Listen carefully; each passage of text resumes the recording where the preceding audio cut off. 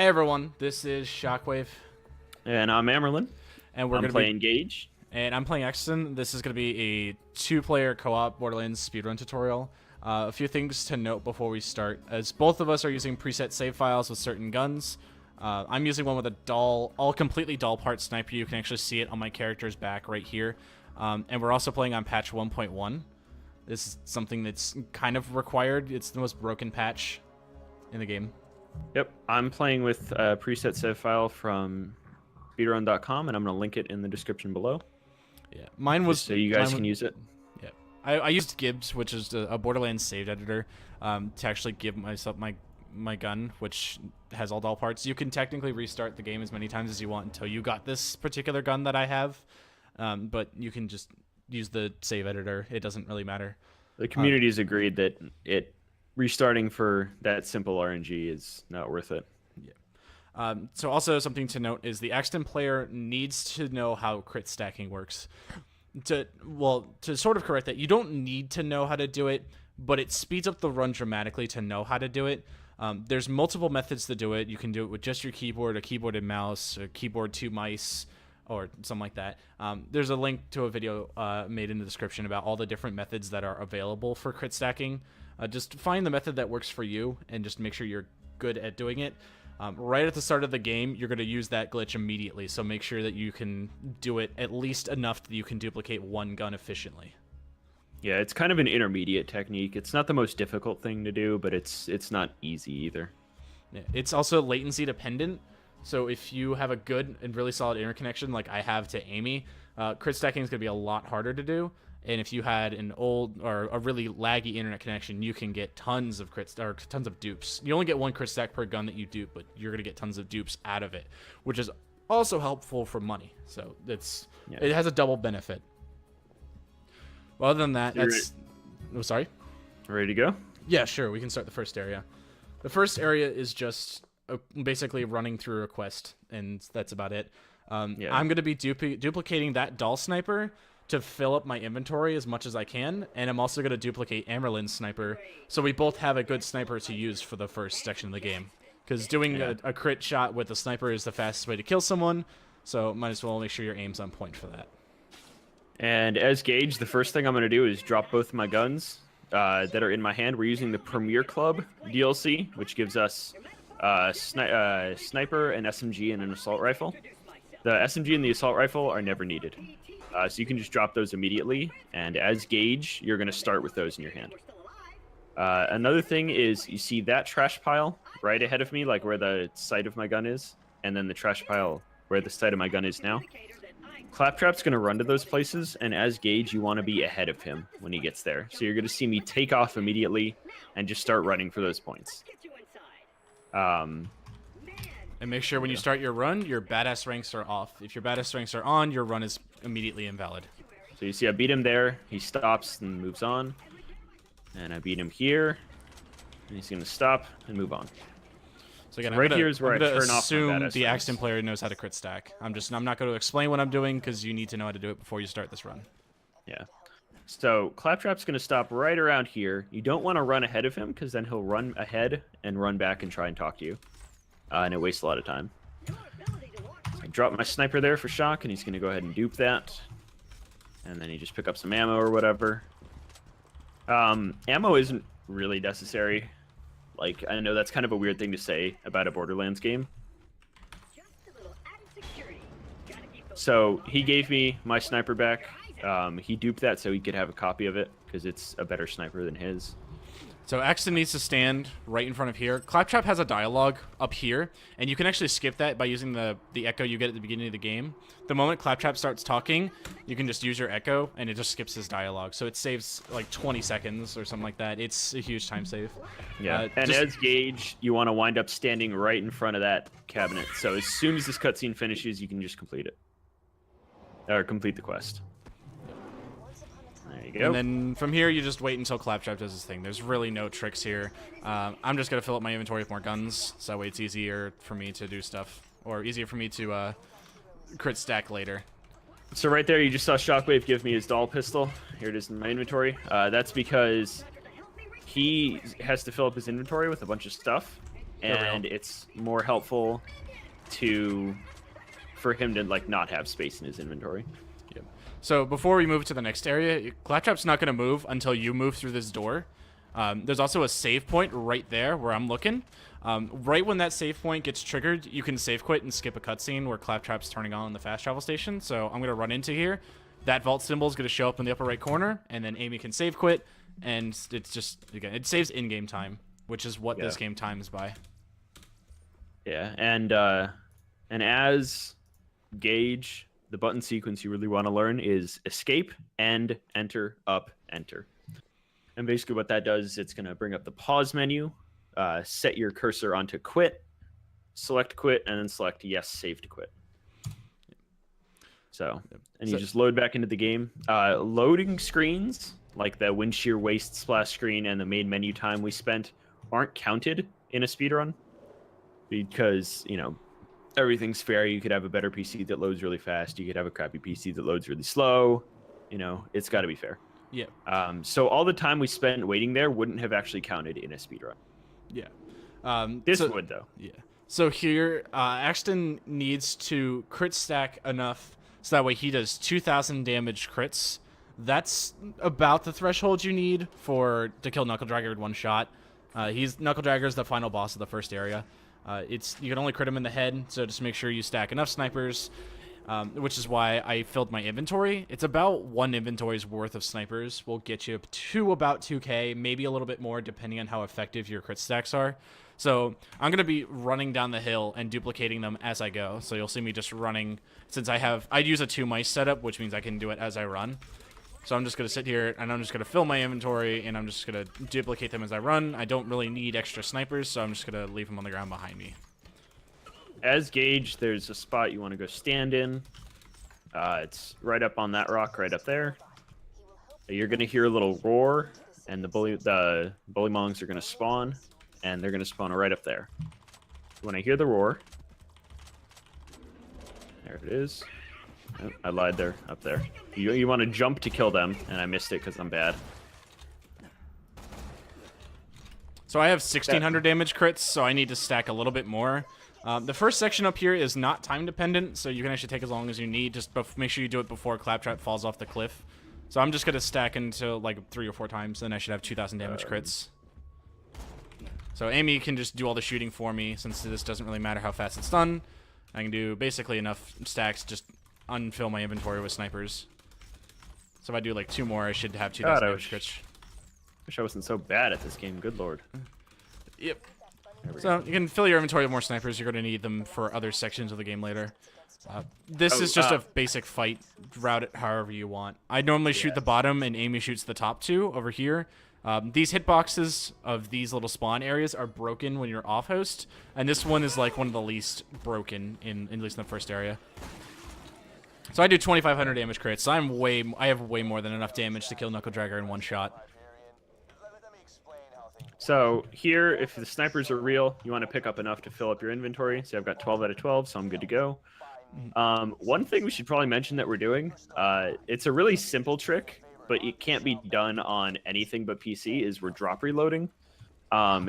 If a gun is on the world map in a game, if it's just laying on the ground, it automatically has a full clip.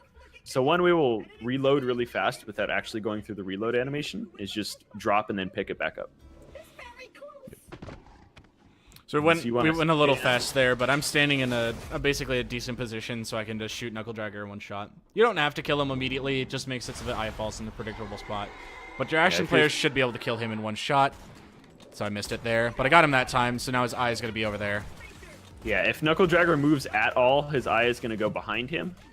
If you can kill him instantly, his eye is going to fly towards me. So that's why I kind of like stood over here, because if he kills him, as soon as he drops, it's going to fly right towards me. So here you actually do have to like move onto Claptrap to push him up the hill. And then up here, it's just a minute-long waiting. So a small little optimization you can do in the next area is if you're comfortable enough, you can use the Jacob's pistol that's dropped by Knuckle Dragger. The next area has the broken hitboxes of the little holes in the walls, these things I'm pointing at. You'll have 3 in the next section, or the next fight area, and well, all of them have broken hitboxes, so it's best that the other player, or that the Axton player has something easy to recover shots with, and the Jacobs has a decent fire rate that you can actually just shoot again and again, so that way if the hitbox is still broken, you can recover and reshoot. There's not much to do here but waiting. If the Gage doesn't have a full inventory, you can duplicate more guns, but we both have full inventories, so not much we can do here. Yep, you just kind of wait. The reason you want to have a full inventory is mainly for money problems. It stopped becoming as much of a problem with duping, but it still is certainly a problem if you have to spend time duping guns to get enough money. One small optimization we figured out here is you don't actually have to pick up that shotgun, so you can just pick up an ammo and it'll complete. There we go.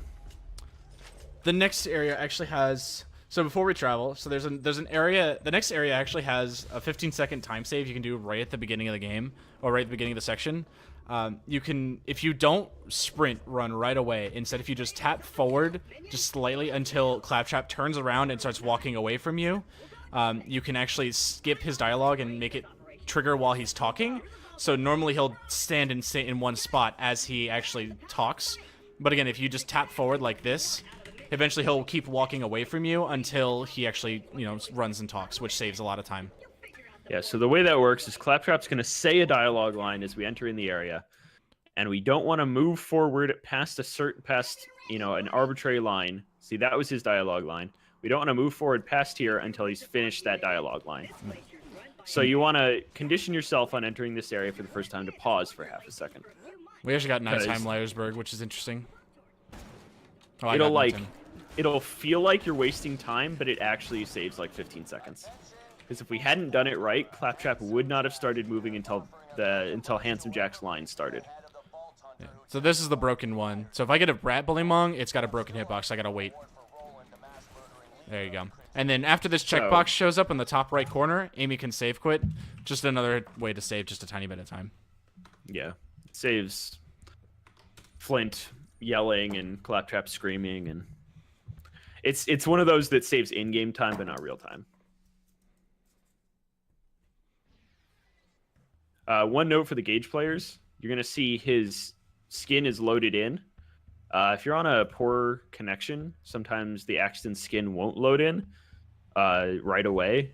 So you want to wait until that happens. Otherwise, he's going to be stuck in a sending character data loop. It's going to waste a little bit of time once you get into game. The next area is just a fight, and you can optimize it. And this section just requires practice. You can watch each of our views of how we do it.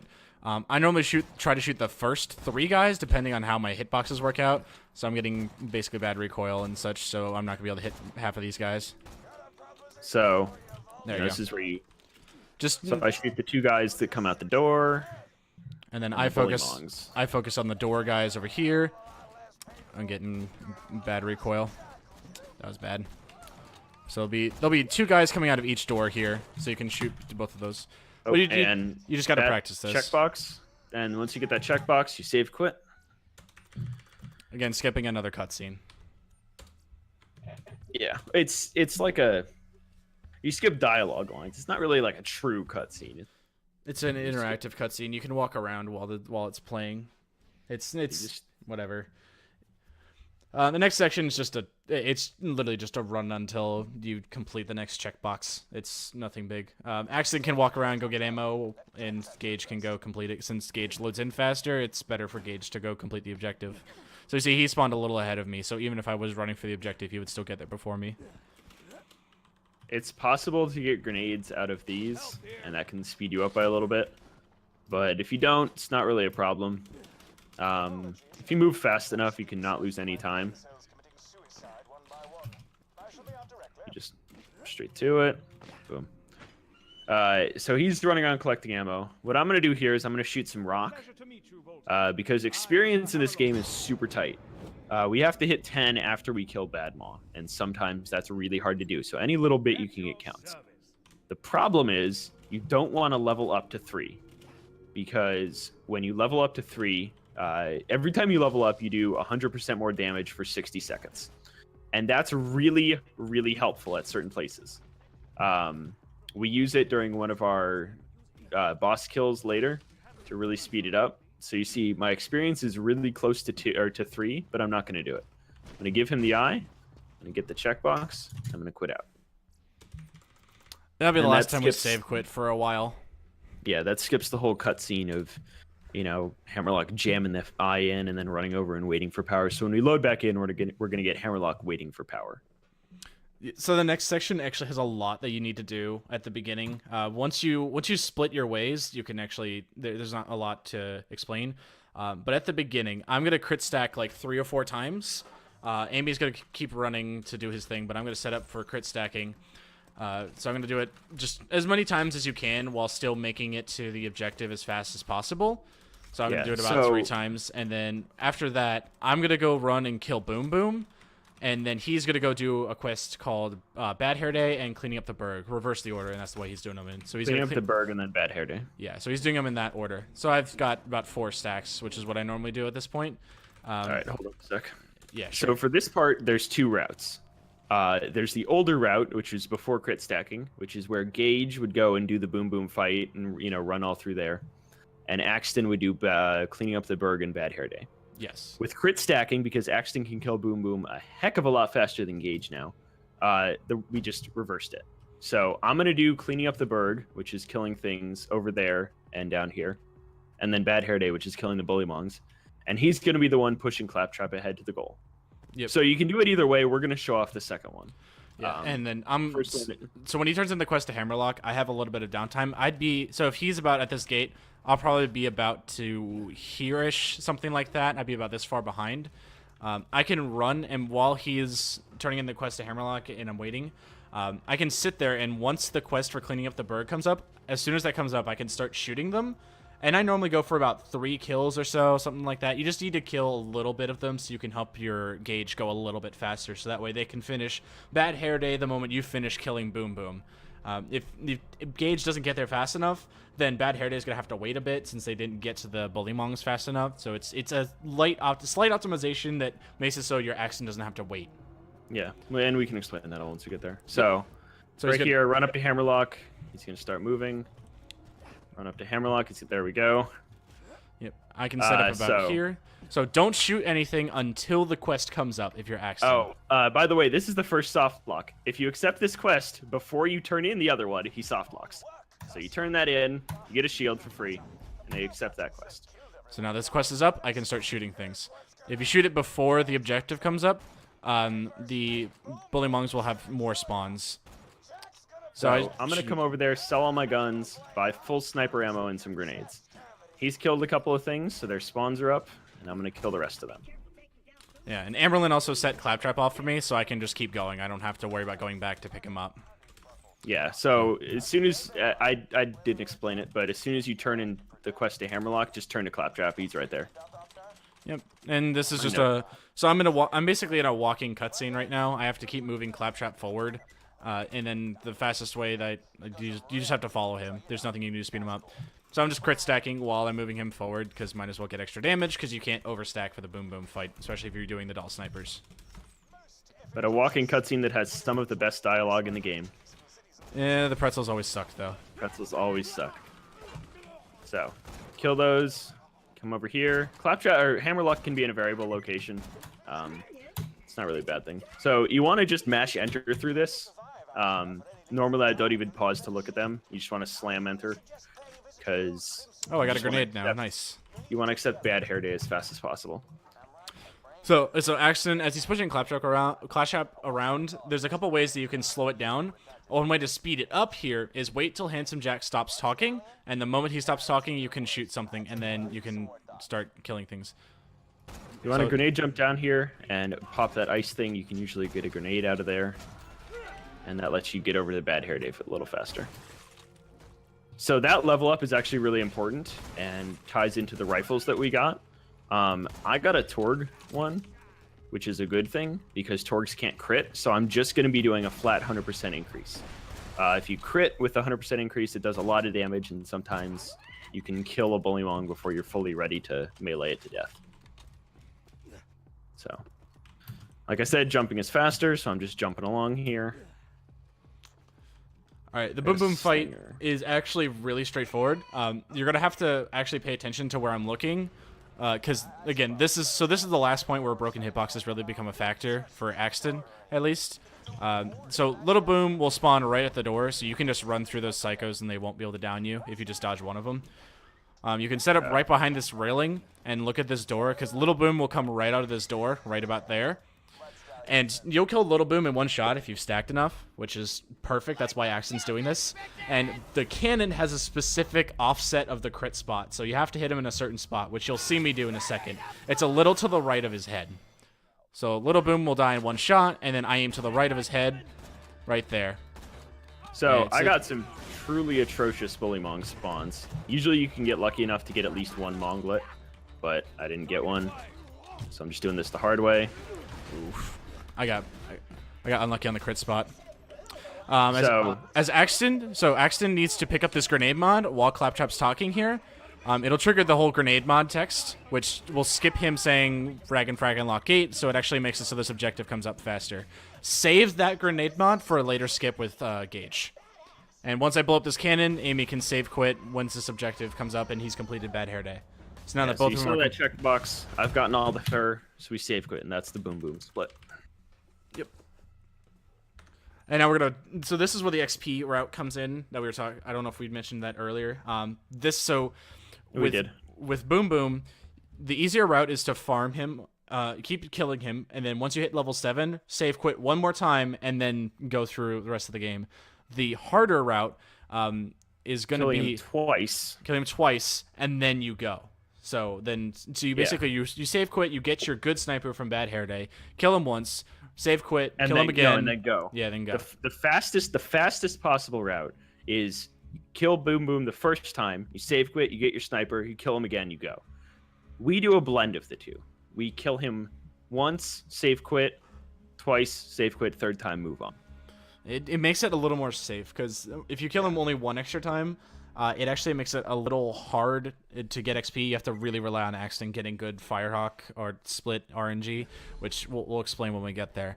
But just turn in the quest, get your sniper, and you're just going to farm Boom Boom here. That's all you have to do. Yep. And so here is where you'd pick up... I got actually a really good sniper for the tutorial. Are you kidding? I got a really, really terrible one. Look at this. Look at how bad this is. That's really bad. I got a Vlad off barrel and a doll stock, so I'm okay with it. Generally, what I pay attention to is damage and clip size. Oh, and I got really bad on both of those. So as Gage, here what you want to do is you want to throw your grenade about here, jump, and summon Death Trap in this camp, and then just run past. Death Trap's going to kill that thing, kill the things in there, get a little bit of extra experience for you. It helps with the experience, the tightness of it, the early game experience. Yeah, like once you hit 10, you can stop worrying about experience. Yeah, to level 10, everything is so tight. So this grenade jump right here, you want to get on top of that thing. You don't want to go through it, because it tricks Boom Boom into... And I missed it. Hopefully Shock will get it. Looks like you got it. It'll trick them into coming out a little slower, so you have a little bit... See, he's walking there. So you have a little bit more time to shoot him. It's optimal if you kill him before he enters the cannon, and then you re-kill him again. Yeah, you actually can't, like, fully kill Boom Boom. No bonus package. Here what you check is for a bonus package. If not, you save quit. Bonus package is a legendary. It helps with farming later. It can also soft lock you. That's also something we failed to mention of how easy it is to soft lock the beginning. Basically, every split has like 3 or 4 sections you could soft lock, and it's really easy. So you have to... we'll try to cover them all, but like assume if there's some like weird place with us skipping things we're not really supposed to, you can soft lock there. So we're gonna do one more farm here. Again, this is a different route that not really many people do. Don't use your skill point here if you're Axton right away. You're just gonna use it later. Just pick up sniper ammo and then move on to go kill Boom Boom if you're low on sniper ammo like I was. You can do these grenade jumps. So grenades won't boost you if you have grenade mods on, so make sure you take off your grenade mod like I did in the previous section. Well, Some will. It's not as effective as a raw grenade. I'm gonna throw my turret down here because I might die.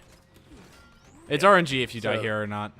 Axton generally wants to throw his in the second camp, but again, if you need to not die. And we both got level 6 before quitting, so we're not going to have extra damage for this fight. You want to try to get level 6 here, like before you go into it, so that way you can actually do a little more damage to make this farm just that much faster.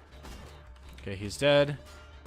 So that's the reason I only have one gun on my hotbar, is because I can just drop it and pick it up back again really fast. And if he goes behind the that's bad. if he goes behind the cannon there's not really much you can do. You just got to run closer to him. No. Okay, so don't even bother killing those psychos, just save quit. So this is where Axton is. So this is where the game's gonna get broken. Axton's gonna do expertise glitch or Axton super speed or whatever the hell you want to call it. There's like 5 different names for it. But Rebind your keys, by the way. Yeah. So you can keep your. You're gonna want to make sure that you're able to drop and pick them up really quickly. I rebind my drop key to a key. I use crit stacking on 2 mice, so that's why my drop key is different. Expertise glitch, it's really simple. Skip spec into expertise, aim down your weapon sight. When your weapon sight is completely like in front of you and you're not moving from hip fire to ADS. So when you're completely like this, drop your gun and pick it up. You have to make sure you drop your gun while you're fully aimed down sight. That's good. You got to make sure you do that. This is where I drop the pistols that I was holding for him, and then move on. So you want to buy sniper ammo there and grenades. Yeah. So this is why pistols are helpful, because they have the fastest draw speed in terms of picking them up and like putting them back in your hand so you can shoot. And then they also have the fastest ADS time. So they're the perfect weapons to do this with. So I think I missed it every single time, but the route is you want to go over that building. I'm just really bad at jumping. So Axton literally just keeps stacking here until Gage starts the boom boom fight, and then from there you can judge how confident you are with your speed. I would generally wait till he starts the fight, stack 5 more times, and then I go. That's what I personally do. This bridge can eat grenades. 2, 3, that let you miss 4, the jump. 5. So now that that's done, I can go ahead and start running. So you can see I'm running way faster than I'm supposed to. This is really helpful for early game. I'm way slow. I stopped to explain that the bridge can eat grenades and start the fight, apparently. You're fine. So Imerlin's just going to sit here and kill Boom Boom. God. I'm going to go run and trigger the next part of the game. Alright, so since I'm running through this area, I'm going to trigger a death point or just stop there. Stop right here? Or stop for the at the death point, because I'm way slow. Even if we were doing a speedrun, I'd be slow. Yeah. So Axton just needs to hit this before Gage dies. Right. So check for a bonus package. We didn't get one, and I'm gonna jump in this fire barrel, which is very nice, and kill myself. The psychos suck here. Psychos really suck. So you just try to kill them. Axton just needs to keep progressing through, so you can jump on this little vent right here and jump over the area without having the badass spawn. Other than that, just run through this area normally. I got to kill a marauder, so that's bad RNG. So I kill myself. Brings me up to this death point. And right here is something called pipe jump. So actually so I'm going to cut you off for a second. There's a dialogue skip here, so wait till Claptrap stops talking like this, and then just hug him. Hug him for this section, and then if you did it correctly, he'll actually do his next dialogue, and you'll start the next fight immediately. Optimal spot is throw your turret here, and then just do the fight. You want to get up onto that pipe, so what you're going to do is just grenade jump from right here up onto there. It's a little finicky. The pipe is a little more slidey than you'd anticipate. But if you get up here fast enough, you can help him with the fight. I'm not the worst player in the world. All right, so Axton just needs to run up to the top really quickly. So there's really nothing else to do here. Gage can get pulled up by the elevator. So as I said, I'm going to do a lot of things really fast right here. First thing, I'm going to get Anarchy and 1 point into close enough. Then I'm going to equip. Another sniper. Drop reload so that I'm on this sniper. Scroll down, which is swapping to another weapon. And in the middle of that, open my menu and switch the snipers. And that's called crit stacking. No, it's called weapon merging. Whatever. It's kind of the same thing that Shockwave is doing. Except now the game thinks I'm holding 2 snipers instead of shockwaves. The game thinks he's holding like 8 million. Yep. And so my crit stacking link works off host. Again, if you watched, I'm going to assume you watched the crit stacking video because it's kind of complicated. Axton should get like 1 or 2 crit stacks here to help with the fight. It's not necessary, but it helps with a skip we're going to do later. So you can squeeze right through this hole in the wall. And this lets you get up to Flint a little early, so you can position yourself to really shoot him in the head. Grenade jumps here help you get up there.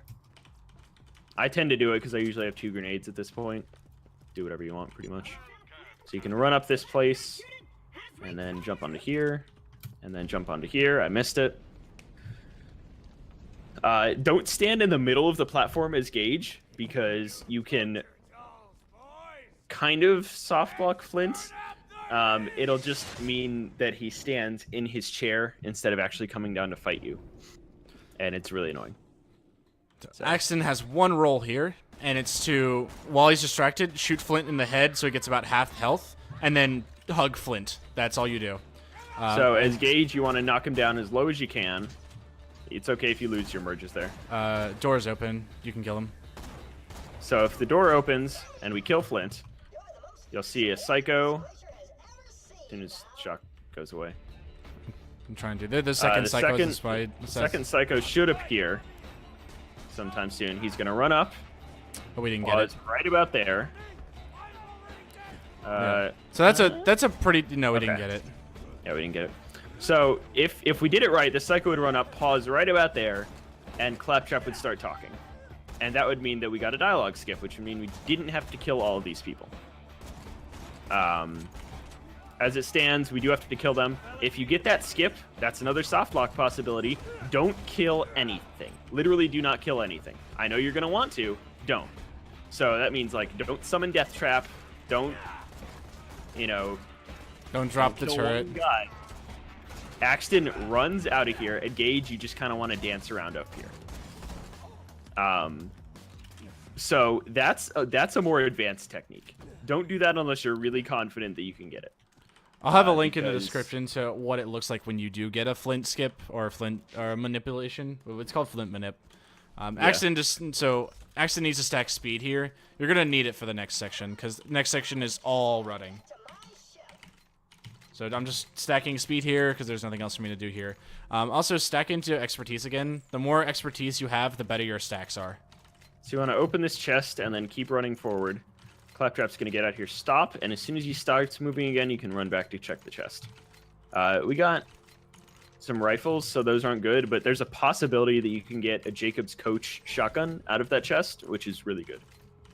It doesn't happen much, though, so don't expect it. It's usually just more stuff to sell for money. Yeah, so before we start the next area, actually, so Axton needs to do some stuff really quickly in order to get a dialogue skip. Right when you spawn, you're going to spawn on a boat, and you have to run up this hill. You're going to need to run to the vehicle station and just spam it until you get the checkbox and the vehicle station turns green. So you just need to make sure that you just don't stop spamming it until that checkbox shows up. Otherwise, you'll have some dialogue, and it wastes a lot of time to wait for that dialogue. Yeah. And Gage, what you're going to do is kill yourself instantly as soon as he gets up to the vehicle station. Yep. And that's accomplished by just jumping in the water.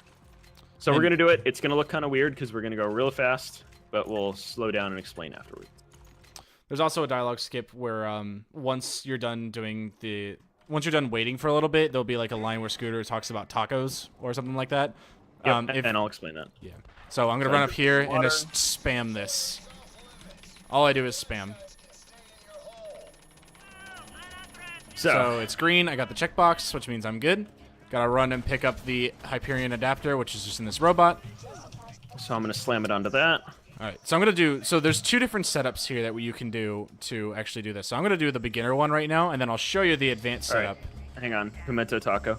So as soon as you see Scooter's Pimento Taco line, you're gonna want to be in a shop menu, and then you're gonna want to quit out. And I missed it.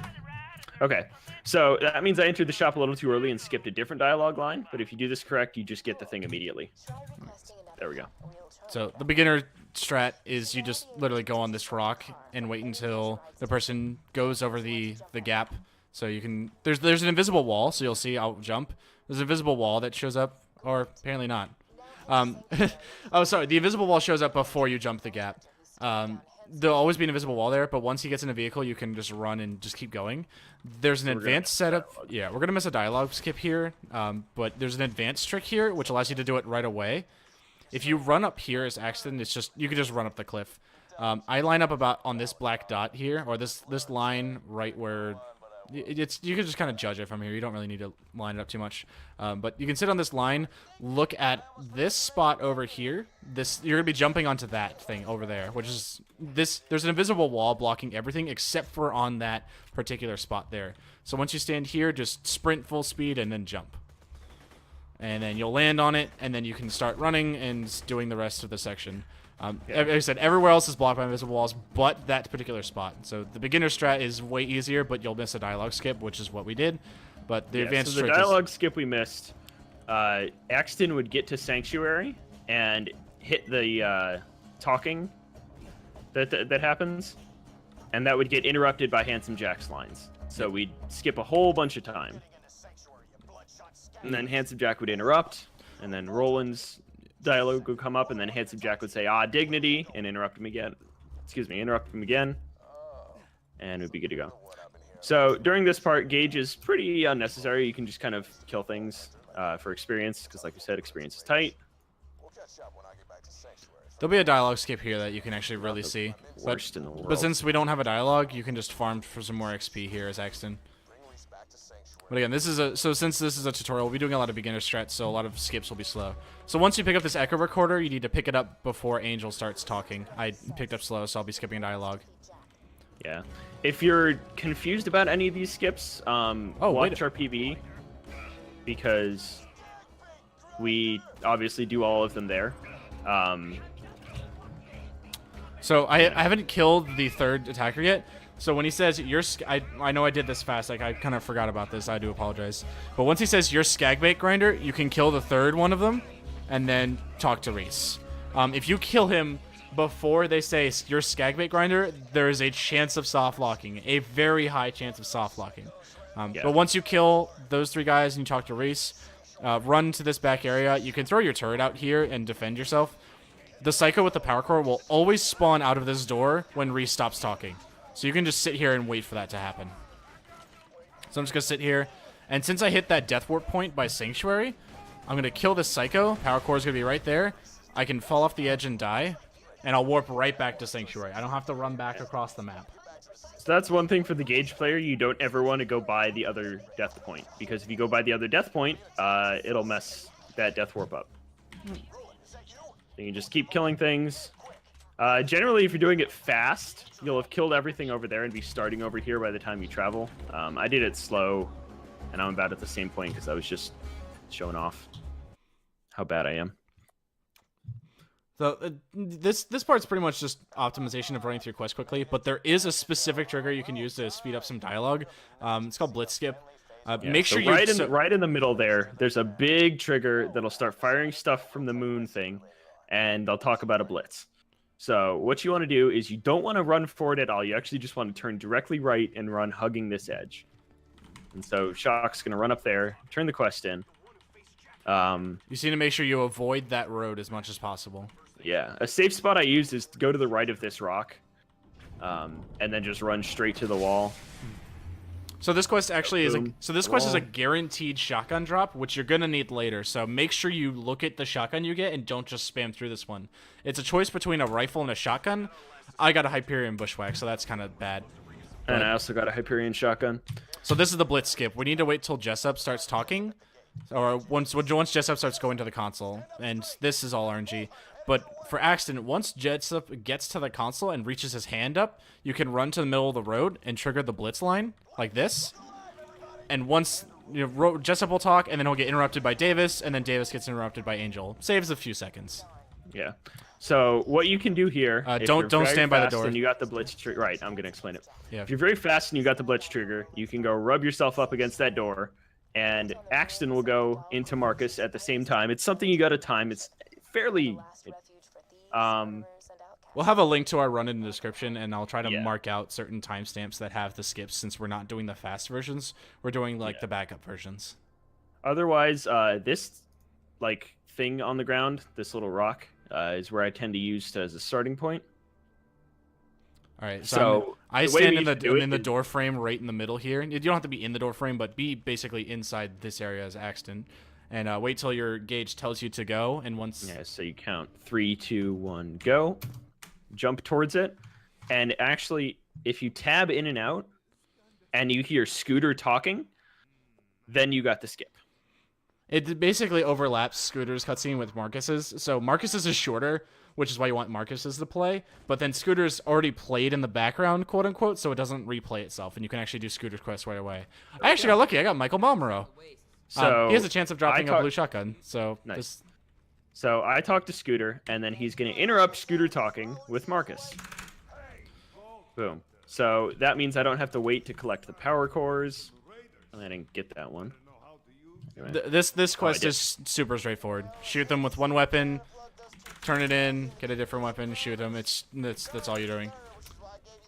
So you head to the center of town to plug in the fuel cells.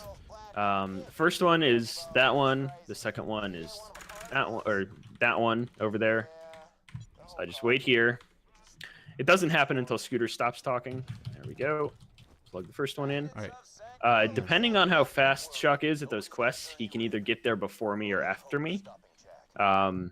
If he's a little slow, I'll get the second cell. If he's fast, he'll get the second cell, and I'll run to the third.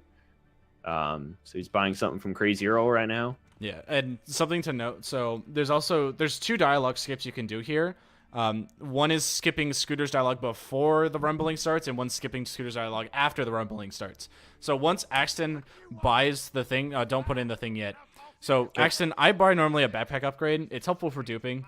You don't need grenades or anything, so I buy a backpack upgrade just for storage. Axton runs over here towards Hammerlock, and he has a quest that you can take. Right. So once he turns in the third fuel cell and Scooter starts talking, you can interrupt him by accepting that quest, which you can see the city's rumbling now. And Amy's going to head to this board over here and interrupt him again with a different quest. So I can just basically continue the rest of the main story over here.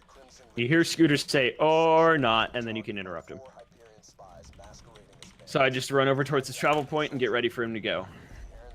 And something you should do if you have the time is you should check the shops in here. I haven't checked this one yet, so I'm actually going to check it real quick. Check it for shotguns. You might as well check it because you won't see it again for a while, and it might cycle before you get back. So yeah, like these, I have 3 minutes left, so they'll cycle before I get back. Unfortunately, I didn't get a Jacob shotgun. That's the only thing you can get that you'll need later. You're going to want a coach, a bushwhack, or a quad, and you'll recognize them by 2 barrels, 3 barrels, or 4 barrels. So multiply that by either 13, 15, or 18 respectively. And it's beneficial to learn what Jacob's shotguns and Mavladov launchers look like, because that's pretty much all you'll need for the entire run. This is just a running, so I'm just going to run to the objective of where I need to go. Yeah, so right here, I get my second point and close enough. It's beneficial to just skill up whenever you can. Also to check this gun shop, because sometimes it has nice stuff. This time it didn't, but oh well. So we're going to get a gun in this section that's actually super OP and useful, called a Lasco. It spawns at a specific spot on the map, and it's a unique, so you should, if you know Borderlands, unique guns just have like a certain trait about them that's really cool. You need to just follow this path. I'll have a layout of the path on screen, so you'll see an image of the trace, or I'll trace the path that you need to go to get the Lasco, but it will always be in that spot the entire time. Yeah, the old strat here involved exiting and re-entering the area. But we don't need to do that anymore because he can dupe. And if you'll notice there, I bought a spike shield. Those are great because for this place you're gonna get hit a lot by because you're gonna do the Firehawk fight, and if you do damage to them, it's great. So when he hits the 7th trigger, I'm gonna jump off and kill myself. So if I'm going through the tunnel of light back into the main world, when he triggers the Lilith cutscene, I'm gonna get something I like to call moonwalk. And what that means is I'm gonna have control while I'm spawning for some reason. I actually don't know why it works, but if you'll see me on the screen here, I can kind of move around a little bit, and what you want to do is hold up left, and that'll get you closer to the door. And so if you get that, you can just have Axton drop you the Lasco and then leave, because you'll get here by the time Lilith needs a revive. Yeah. So before we start this big section of the game, I'm gonna again on screen. I'm gonna overlay the route for XP. So this is the biggest XP section of the game right here that you're gonna need to, or early game you're gonna need to get XP. It's a specific route that I do. You can kind of come up with your own route, but it involves farming 4 specific badasses. 2 of them spawn in one section and 2 spawn in a different section, and then there's a couple camps that you can spawn, which just have a lot of enemies that constantly spawn.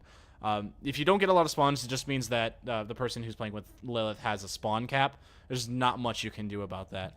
Drop me the grenade mod. Oh yeah, so this is the grenade. We're gonna use that grenade mod that I saved for later. So we're gonna leave that here just in case he doesn't get one for a drop. Yeah, you usually get a drop here, but sometimes you don't.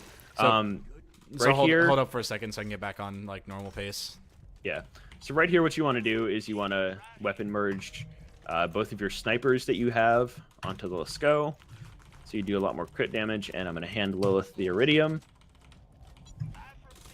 I just do this to get a little bit of money, so I dupe Let's Go's. It's a doll gun, so it actually doesn't affect your accuracy that much.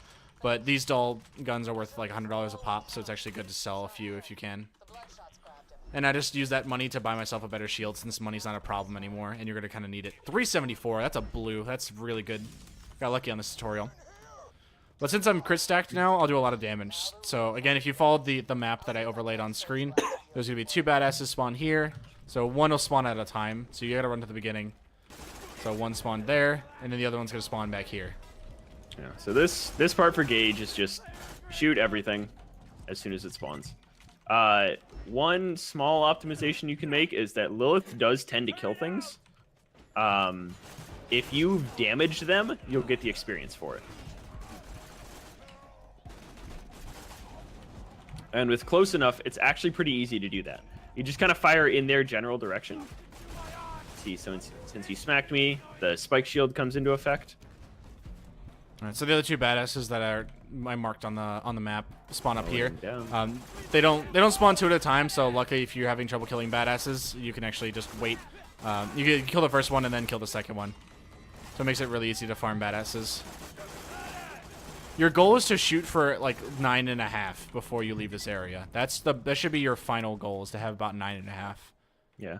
So you see there, I got a grenade mod drop, so he didn't need to save it for me, but it's definitely good. Like, it's definitely a really good backup, because you don't waste any time for it. He's already got the mod. You also want to be alert here, because sometimes enemies can drop a Jacob's gun. Jacob's shotgun, to be specific. And that is the most beneficial thing you could get here. Because at this point, they don't drop launchers, so there's no possibility of getting a Jacob's or a Vladoff launcher. Oh yeah, I keep forgetting that reloading kills your... It's reloading with not a full clip. Or not an empty clip, sorry. I'm used to playing pre-sequel, so reloading, you can reload in that game. I'm not explaining what I'm doing because it's just an XP route. I'm just literally farming different spots on the map, so I just have to look at my mini map, find where an enemy is, and just kill it as fast as possible so I can get more spawns. For this part, for the second badass Psycho wave, it's really good if you can have Death Trap up again, and that means hitting 9. Usually it happens because it's a combination of Axton being fast enough at killing things, and you know you'll just inherently get experience from all of these kills. These psychos are just not being nice to me. Oh, I saw Jacob, so it was a rifle. Yeah, so this area back here is a lot of nomads, which is good because they're a little better than psychos for XP. I'm done. All right, so don't give her the iridium yet. So once he's done with his waves, so once Gage is done with the waves, Axton just needs to run away from everything and needs to head towards the thing. All right, so I screwed that skip up. What you would do is you would get the grenade mod here in order to skip Lilith talking, but I forgot that because picking up stuff here to sell is really good. So you'd skip this dialogue with that grenade mod skip. But picking up stuff here to sell is really good because money is going to be a problem in the next part and then never again. So anyway, you finish that. Fast travel to 3 horns. Yeah, we're a little short on experience, but that's okay. We'll make it work. We're actually a little further than we are normally, just because we've been taking our time and have more XP kills. This is just going through the quest like normal. You can find triggers for stuff, but just kind of go through the stuff like normal. So get a vehicle, roll off. You don't want to boost here unless your connection will let you regain boost before you get back in, because you got to make it to the door and honk before Lilith finishes talking. Yep, that's the real only skip of this section before the dust. So again, before we start this section, I'm going to have another image on screen. So there's 5, so you're going to pick up a weapon here, specifically for Axton called Gwen's Head. There's 5 possible spawns that it can be in. Axton will check 4 of them, and Gage will check, check 1 of them. They're routed in a specific way so that way you don't have to waste time checking spots. So again, on screen, so 1 is by the rock in front, like way in front by the main road that you come in on. The second place is by Ellie's shop. The third place is by this random pole in the middle of the other side of the map. 4th place is by where Lynchwood is, and then the 5th place is the worst possible spawn. It's up in Goose's Roost, which is, again, it's something on the edge of a cliff. So it's the worst spot to go. But basically, you need to kill cars here and get parts. There will be 2 that spawn in the first section. 1 doesn't have a part. There'll be 2 that spawn in a specific camp in the right corner of the map. Again, I'll highlight that. And then the last of them spawn in just kind of random spots. You could do a thing called Broken Neck Ellie here. Just try to land near Ellie during the cutscene. That's about it. So I actually did if you're Gage, you can show off how great you are at driving.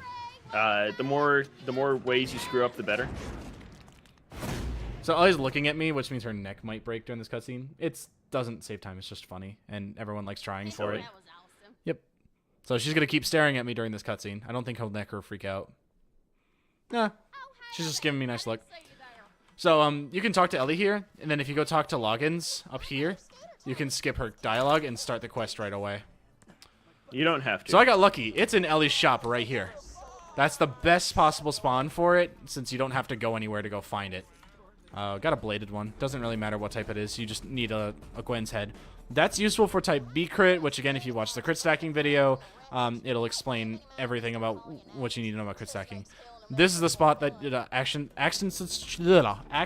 should stand, and there'll be 2 cars coming out here, so it's 2 quick, easy kills. So he's not going to get his spawn until I kill this one. And they spawn out of. I'll show the place really fast. If you're near it, they're going to spawn out of that thing right there. So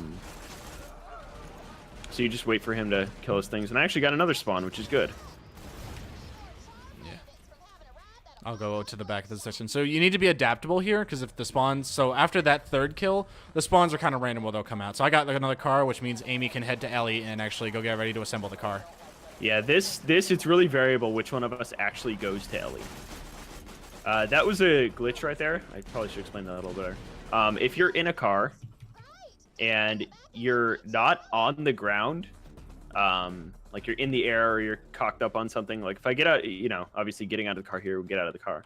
But if I run it up on here and then hit E, I just get out of the car immediately. So it saves a little bit of time. So the optimal thing is here is that one player goes, builds the car, and the other person gets ready to travel back to Bloodshot Stronghold, which is really easy. And as soon as you get that checkbox, it's in the system. You want to use the Catapult Technical, because the Catapult Technical is way faster. And then you just grab the car and go. Yep. Something to note is that if Ellie gets to the catch-a-ride station before you do, she'll actually deactivate the catch-a-ride station, and you'll have to wait for her to get away before you can actually turn it on and use it. I just duped the Gwen's Head here, so it's actually nice that I have one. I have an extra one already. It's just, I can dupe so fast that it actually doesn't really matter for me to do it this way. Yeah, so right here with crit stacking, it's actually really not too beneficial for Gage to try and kill Badmaw, because if Shock gets it right, he's just going to kill him immediately. So you just want to work on killing other things to get yourself to 10. And the goal for Axton is just to get the aggro of Badmaw on the turret, so that way you can come from behind and crit him in the head. That's the main thing, otherwise just try to kill him. There's no real technique, you got to find your own thing. So now he has aggro on my turret, which means I can run up and shoot him Fortunately, that psycho got in my way, so I couldn't actually do it. So I'm gonna have a hard time killing him. Suicide psychos are bad news, but good if you can kill them. Yeah, this is bad because of that psycho that I had earlier. So, if he's having some problems, you can summon Death Trap to help out, actually, because Death Trap will really try and get in there. So, This is just bad enemy RNG. Fortunately enough, we actually didn't get level 10. If you're far enough from 10, like a bar or more, you should turn around and re-kill him. Like, you should enter Bloodshot Stronghold, come back out and re-kill him again, because he'll actually spawn a second time, which is weird. And that's actually the fast method, is you do 2 Boom Boom farms earlier, and then you'd kill Bad Maw a second time here. Yeah, but we're close. So, like, I have 1 kill away, and Amy's probably about half a bar, a little over half a bar. Is that right? Yeah, so I can kill 1, and I'll level up, and I kill about 2 or 3 more, something like that, and then he'll level up. And it's still faster than turning around to kill him. Yeah, one thing good to do here if you're Gage and you're just sitting around is to buy rocket launcher ammo, because you're going to need it. So, now we both hit 10, and we're going to go back to Sanctuary. That's really important. If you don't hit 10 before you go back to Sanctuary, you soft lock. Not in so much the game can't continue way, but you won't be able to get the guns that you need kind of way. So what we're looking for is a Jacob shotgun and a Vladoff launcher. And if you go back to Sanctuary before we hit 10, you won't get launchers. Got a Vladoff already. So I didn't get anything. All right, so Vladoff launchers always have this curved magazine on the top. I showed it off before he save quit. But they always have a curved magazine on the top, so if you're scanning really quickly, just look for that curved mag, and you'll instantly know that it's a Vladoff rocket launcher. Yep. But with Jacob's shotguns, you're looking for a coach, a bushwhacker, or a quad. Specifically those. You can use a single barrel, which is ×7 or ×9, but it's not recommended. The more pellets, the better. You're just looking for more pellets. That's all you're looking for. With Gage's close enough skill, you want to be firing as many pellets as possible. So, because this is on 1.1, we start using amp shields, and the way amp shields work in this patch is that every pellet you fire gets the amp damage, instead of as they did in later patches where it was spread out. I didn't get anything. So ideally you want first try because of Axton's stacks. So like I lost all of my speed stacks and all of my crit stacks, so I'm gonna have to restack those all again, which actually slows down the next couple splits because I've got to play catch up now to get all my stacks back up to where they were before. This is the most RNG heavy split right here. There's a little RNG later with shields, but that's not nearly as detrimental as not getting Vladoff or Jacobs. Got it. 38-13. You always want to check yours. I can afford it. You always want to check your shop even if the other player calls they got it, because there might be something better. 38-13 is pretty hard to beat, actually. That's pretty hard to beat. Like what would have beaten that is a bushwhacker or a quad. Run over here. 38-13. It's the one above it. All right, so Axton's just gonna dupe these. And meanwhile, I'm gonna sell my Lasco. I don't need it anymore, and then unequip one of my guns. That one and that one. So that when I unequip my guns, both of those guns that I pick up go into my inventory immediately. So now we set up infinite ammo, and the way you're gonna set up infinite ammo is you fire the blood off once, and then switch to the other one really fast. So there was one, and there was two. All you need to do is switch off the weapon and switch back, and it will count when the ammo counter for the Vladoff rocket launcher comes back up on screen. Yep. Gauge, you do not want to overstack. You don't want to go more than the amount that he uses. A coach uses 2 shots, a bushwhack uses 3, and a quad uses 4. If you overstack it, that means you're not going to be regenerating health for the rest of the run, and that can be bad. It's not necessarily bad. So I failed to mention that in this part of the tutorial, you need to start stacking equal parts Gwen heads and dull snipers for your crit stacks. This is something I failed to mention until later, and I mentioned it later wrong. So make sure that you're now stacking equal parts Gwens and equal parts dull snipers. So right here, Shock's going to stack up, and I'm going to do a tiny bit of menuing. So you want a weapon merge. So I only personally know one other method off the top of my head for bloodshot skip. Again, I'll link this in the description just because I don't know it off the top of my head. But there's a thing called this is called bloodshot skip, and it skips going through basically the entire level. You skip almost directly to the end, just a little bit before it. It involves going out of bounds and just making sure you don't. If you fall out of bounds and you fall off, you have to either wait 2 minutes or save quit, and that sucks. So there's one way you can do it. You can run to the specific corner and lose aggro on all the enemies, and then you can actually do a grenade jump. You need to grenade jump onto a specific thing on the top of a room, and then you can jump out of bounds. You're going to stand on a railing similar to the one right there, and then you're going to grenade jump off of that. Grenade jumps are also weird. They're timed differently depending on your client and depending on how your connection is to the host. So for me, optimal grenade jumps look good when I see the grenade coming back down from going up. So if I'm going to stand here, I hit the ceiling. So if I'm going to do this, wait till it comes back on screen and then jump.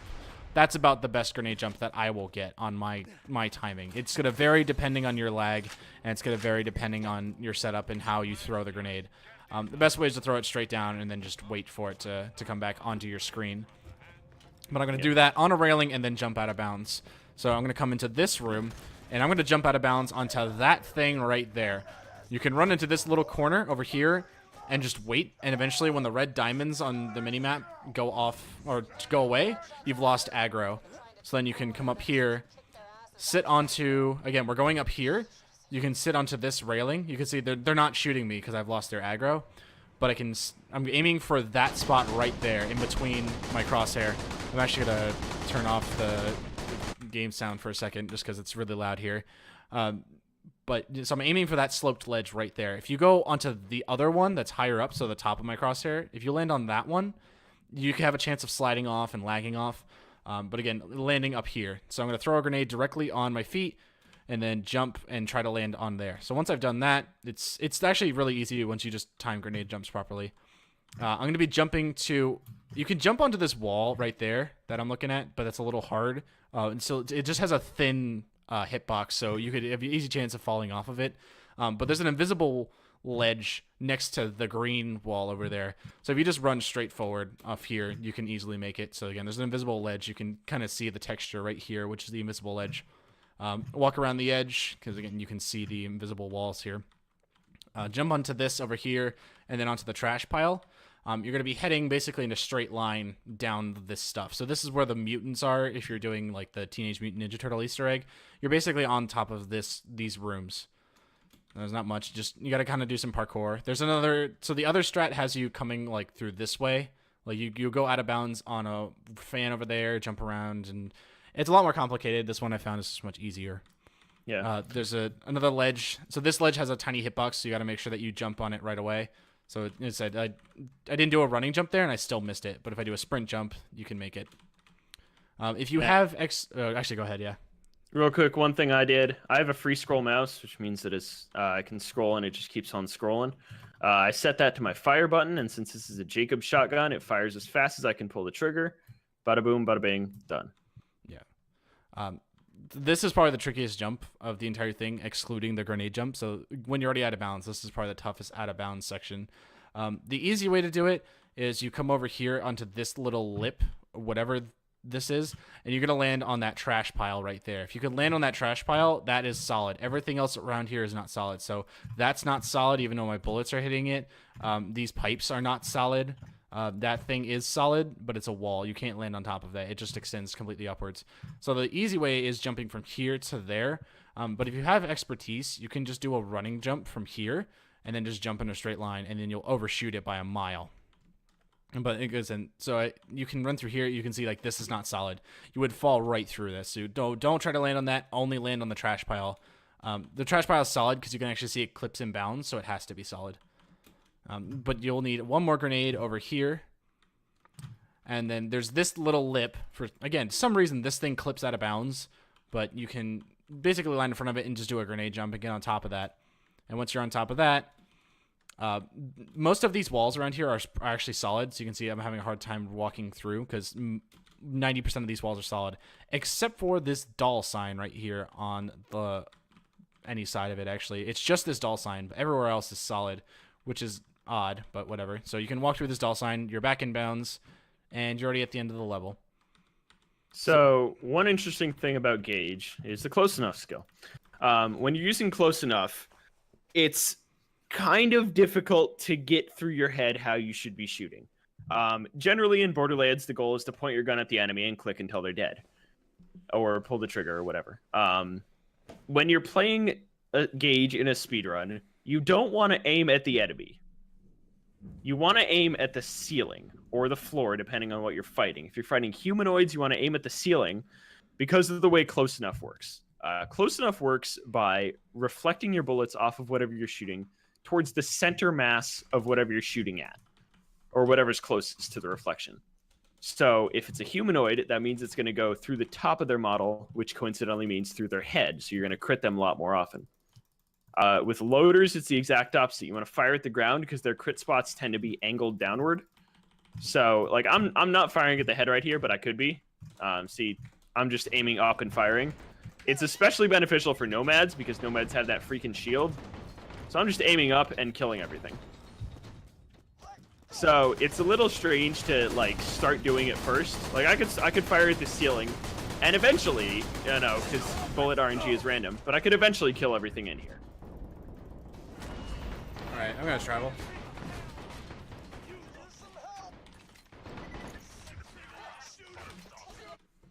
So there's no way I can really slow this section down. You're just gonna have to watch this video. Axton just has to run through this section really fast.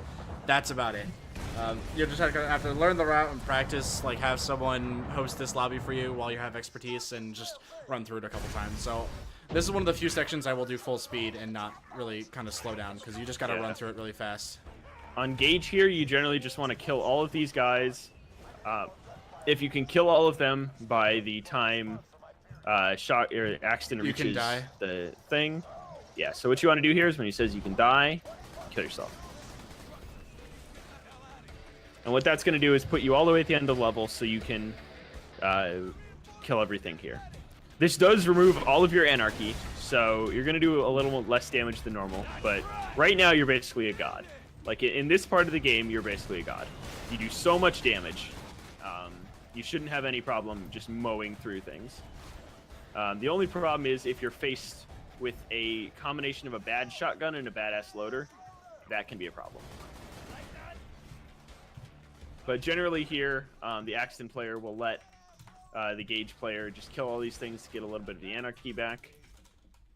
And then you turn in the quest, and you're out of here. This is also a place you want to check for shotguns. There's a possibility you could get one here. You always want to be on the lookout for Jacob's shotguns. It's entirely possible you could find a better one at almost any point. So Axton has two different options of what he can do depending on how good your RNG was for the Vladoff and the Jacob shotgun.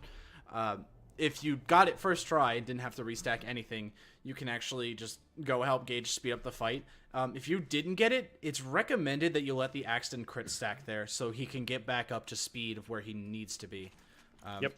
This is nothing special. Just turn in the quest. You can grenade jump up to the top. It saves a little bit of time. Oh, I was waiting for the grenade jump.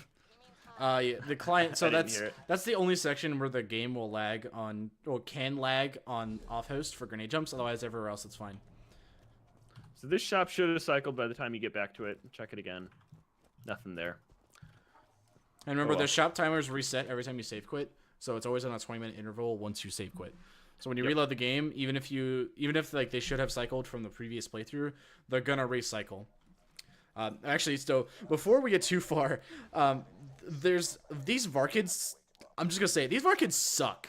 They're really these are not fun. These are really picky and really annoying, and unless you do a specific setup, they can really screw you over. So there's a specific spot you can stand on, and you can just wait and make this really easy. If your Axton just runs and jumps to this rock over here and stands behind this fire melon, you can shoot around it to try to drag the Varkids near you. Wait till you have about 2 or 3, and then you can just shoot the fire melon, and then they'll get ignited. super the backup easy. is to come over here to these fire melons, disengage, and kill that. The setup I just did is super easy. Works every time. Well, I've had it work every time. I'm not gonna say it works every time. It's worked basically every time. I've yet to have it fail me. It's a bitch to get right because you got to use the towers, you got to use a fire gun, and it just gets really annoying. So use that setup, and it will make your life way easier. And the backup is to keep Flint's tinderbox. Yeah, because that has a really good ignite chance, and it doesn't confirmed. do it. Like if you don't want to mess with the fire melons, you don't want to mess with Varkids. So here he's gonna run towards Tiny Tina, and I'm gonna run towards where the Badonkadonks are. Yeah. So this trick has no explanation. It's just called Tina Skip, and you just got to be quick about it. So open her door. Tina... Hold on, I'm going to kill these guys so they stop killing me. Yeah, so I'm just going to run through the camp towards the Badonkadonks. So you can see Tina actually right there. So I'm going to cut you off here. But Tina's right there. She's normally over in the back section over there after the cutscene's done. But she's actually loaded forward, and since expertise glitch, like, you have it, you can actually run and talk to her right before the cutscene starts and trigger her dialogue that's like happens because of Meet Tina before the cutscene starts and have it play during the cutscene. So you just gotta make sure you're lining up and sprint at her full speed and spam the talk button. I actually missed the line. I thought I was aiming at Tina.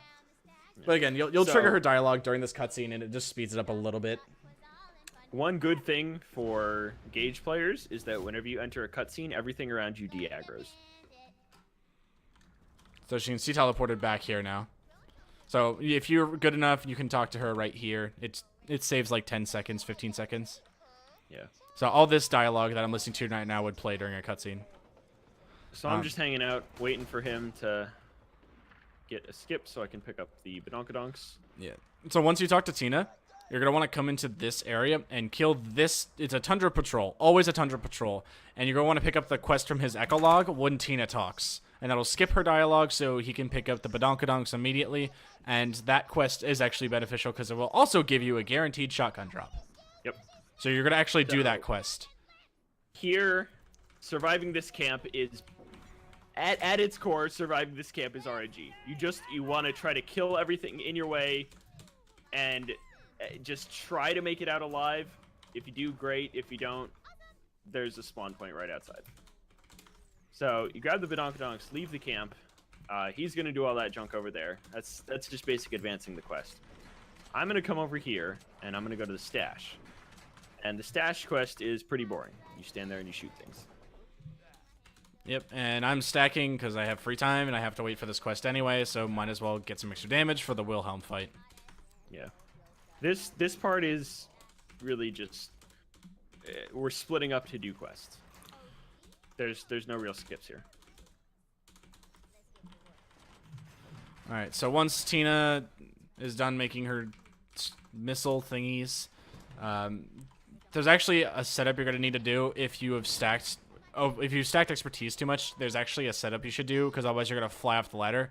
I'm actually going to show what that looks like, because it's actually really easy to fly off the ladder. If you just hold forward because of expertise, you're just going to do this and fly right off the ladder. So there's two different ways you can try to fix it. If you don't have a lot of stacks, you can go up the ladder when you stop lagging. So go up the ladder. When you get close to the top, look completely to the left and then tap W. And if you get it right, you'll actually just land this way, and you might actually bonk into this thing over here, and then you can put them up. The other method, which I can show as well, is you look up, and then you throw your turret up there, like that. And if your turret lands in the way, if you look forward, you'll just bonk into the turret, and you'll completely stop you. It's way easier to do it that way. There's also two chests. That stash quest is incredibly short. Does not take a lot of time to do, and it's incredibly beneficial. So, like, even if you get here late and, you know, Axton's ready to travel, it's worth waiting for, because there's a possibility you could get a quad. Yep, and then I just checked shoot chests because I have some free time. Oh, hey, speaking of quads. You got one? I got a quad. Doc squad. Congratulations. So, there we go. That's the reason you do the stash quest. Yep. So... there's an interesting dichotomy in this game. You can technically finish a run with any shotgun, because we've done it. You can literally finish a run with like a 25 shotgun. It's just really hard. That said, you'll start losing time towards the end game. So shotguns in this game in general are broken up into early game, mid game, and late game. Early game is your 20 to 30 shotgun. Mid game is your 50 to 70, and late game is your 80 to 100. If you get a mid game shotgun, your run is basically fine.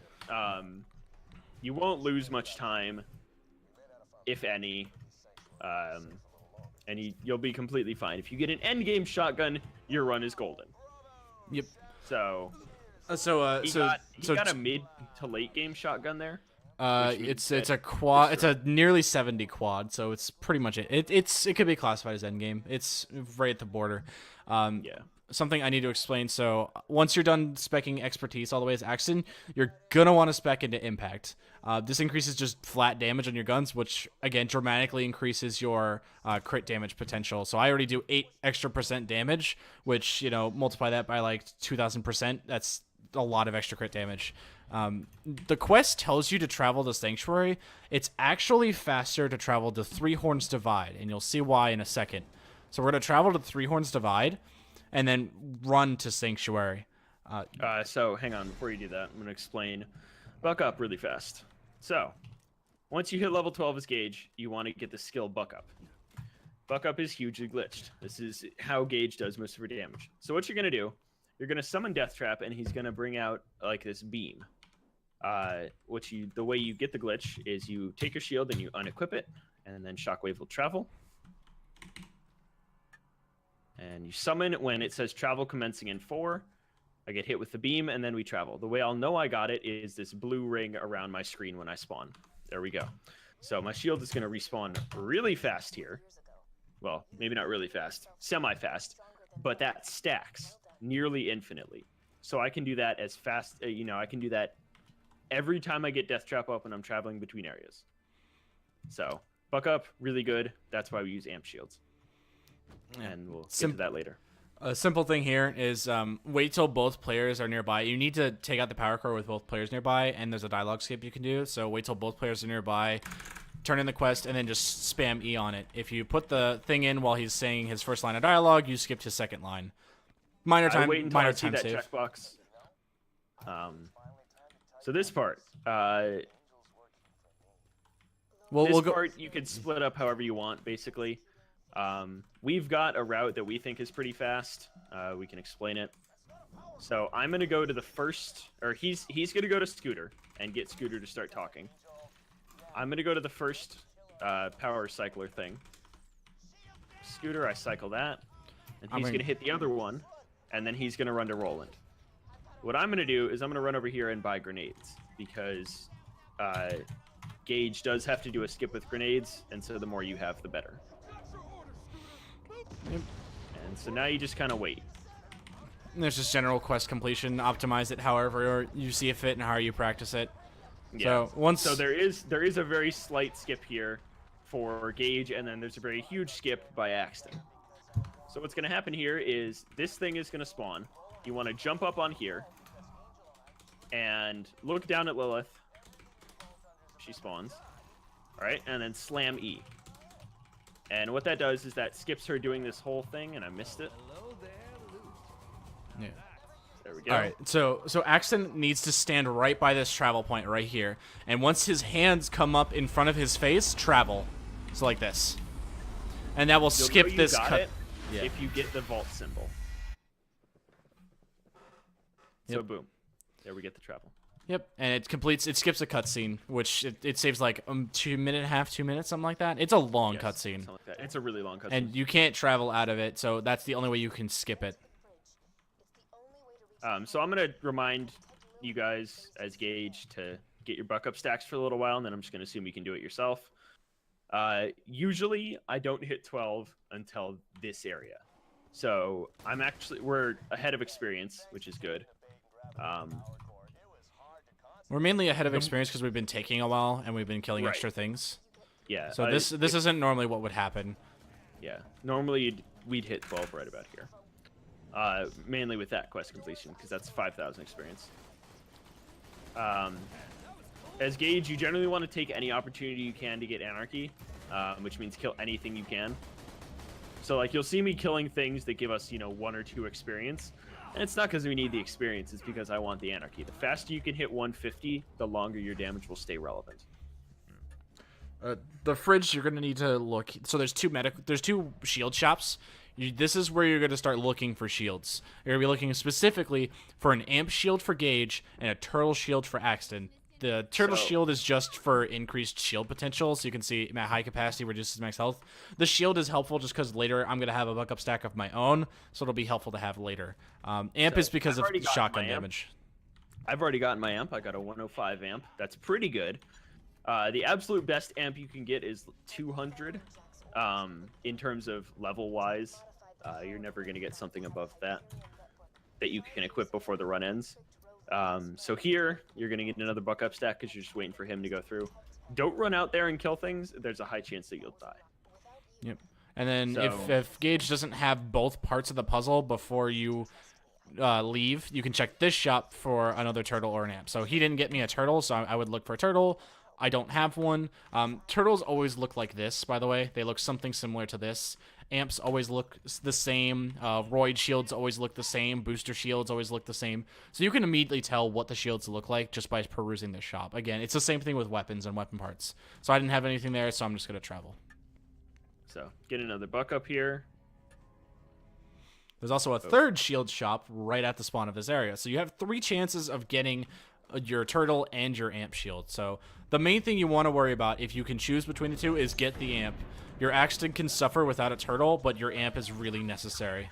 Yeah, amp is necessary to keep Gage's damage relevant.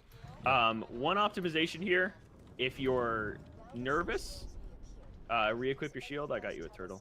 Okay, cool. 620. All right. 14. As Axton, by the way, so this bridge over there normally breaks when you're playing casually because you're too slow. But as Axton, you can literally just sprint right through it right before the exploder gets there.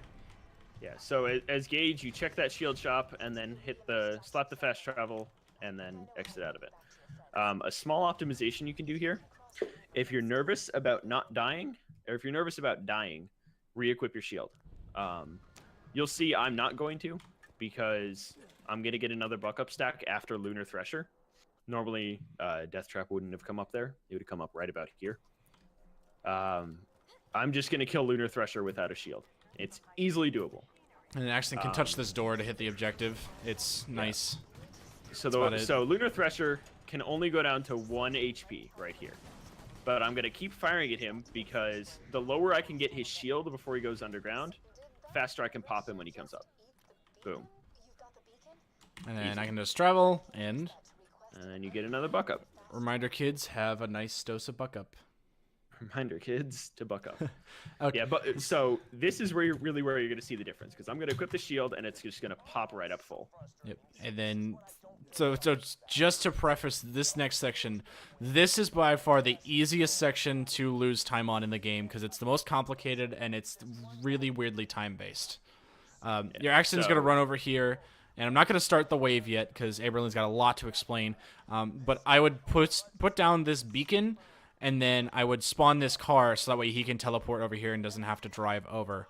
And then I'm going to go around checking different chests. I'm not going to explain them. I'm just going to mark them again with an image on my screen right now. You can see what chests I do in what order. But again, I'll just do it, and then I'll let Amerlin explain everything about this because this involves a lot of timing.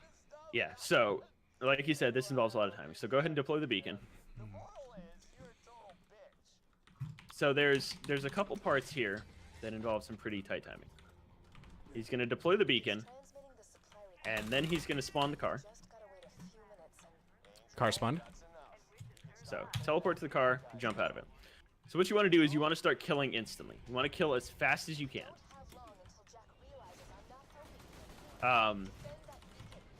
So a little background. All of these waves can be soft locked. Not necessarily in a game-ending way, just in the game thinks, the game checks for, excuse me, the game checks for advancing dialogue every couple of minutes or every couple of seconds or something like that. And if you finish a wave not on that timing, you have to wait until the next time it checks. So this first wave is actually the best one to soft lock. If you can kill all this stuff pretty much as soon as it spawns, you want to do that. Because what it's going to do is it's going to help prevent a soft lock later. So you just stand around killing all these things. Do the best you can. So that should have been the end of that wave. Nope, a little bit more. Something as Axton that you There we go. Something as Axton you can note. Look around for relics. Axton wants a shield capacity and Gage wants a cooldown one. Just a side note. Yeah. So I snagged point in cooking up trouble, and that's going to give me some health regen, which is why you don't want to overstack as Gage. So this wave is another one. You don't really have to worry about soft locking if you go as fast as you can. The next wave, the constructor wave, is the real dangerous one. The constructor wave can waste you 2 minutes easily. And I'll explain the timing on that when we get there. I'm actually going to use my live split, which is open in another screen, to time that so I don't screw it up. If stuff gets to the beacon and hits it, it's not really a huge problem. It doesn't really matter. You don't have to like super defend the beacon. It's just kind of there. If it dies, get it back up.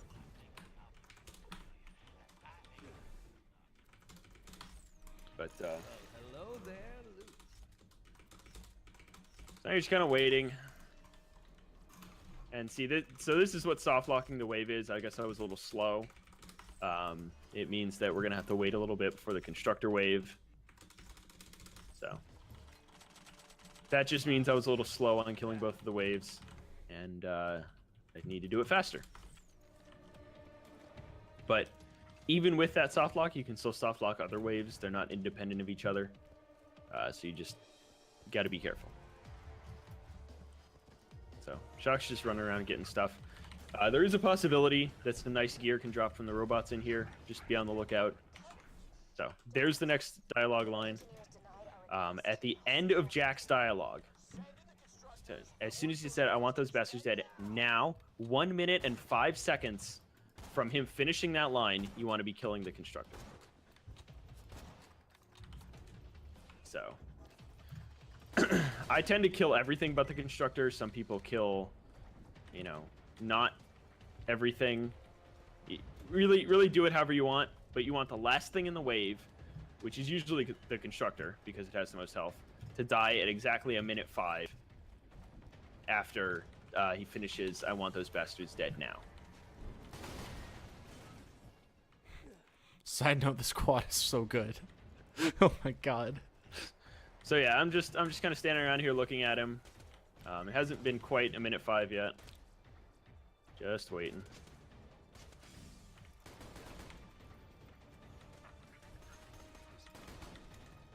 Ooh. Oh, that's bad. You can kind of chump the time a bit. It doesn't have to be exactly 1:05, but it has to be around there. And now it's 1:05, so I'm gonna go ahead and kill this thing. And there's the dialogue line. So I did that perfectly. And this final wave, you can do as fast as you want. Turn around. There is here you go. There is absolutely no way to soft lock this wave. Just kill everything as fast as you can. If Axton's back, he can help. That's great. If he's not, you know, just keep unloading on things. Ow.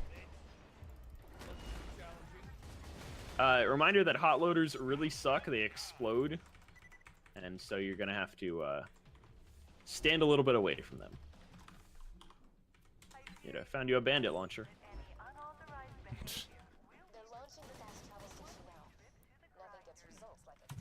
Since I got a better quad, I'm going to go ahead and stack up infinite ammo on that. Because right now I use 2 ammo per shot, and I'm going to have to stack up to 4. 2, 3, 4. Unequip that. And there we go. Buck up, by the way. Oh, yeah. Kids, reminder to book up. Even experienced players forget buck up. It's pretty easy too. So that's Overlook. So that's Overlook.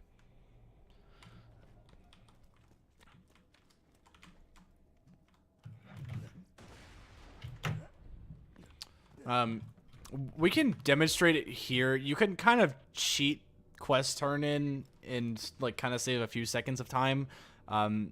If he travels, at the moment the thing ticks, you can spam the quest turn in and it won't yell at you for being in a menu. It's something you don't need to do. It's if you want to try it, go for it, but it's completely it doesn't optional. Save an insane amount of time, but sometimes it does.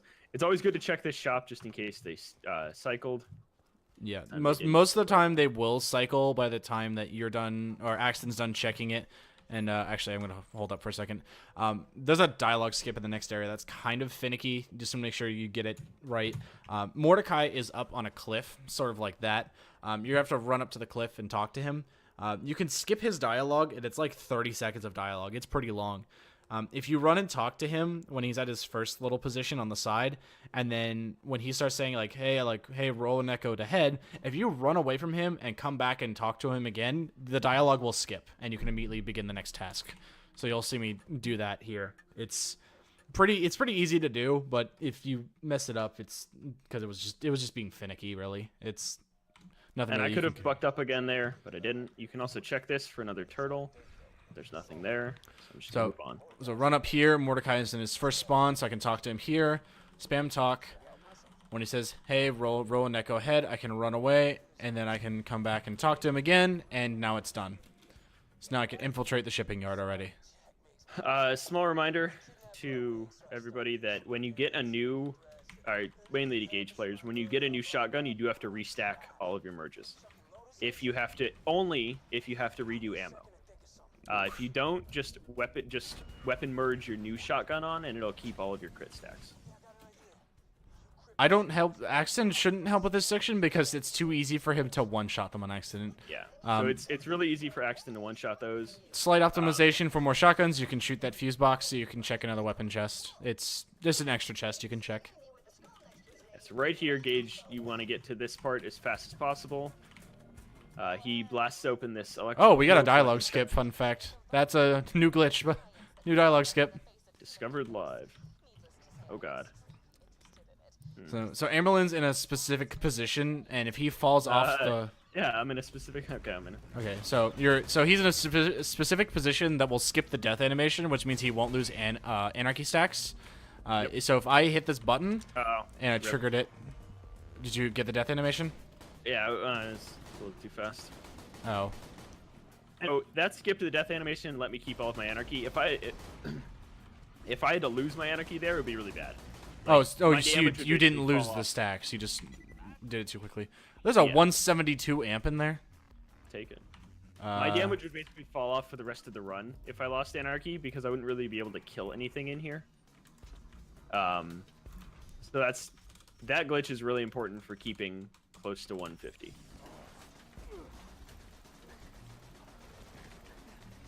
I think you're gonna... Oh, there you go. Hold up. Yeah, you need to get me up.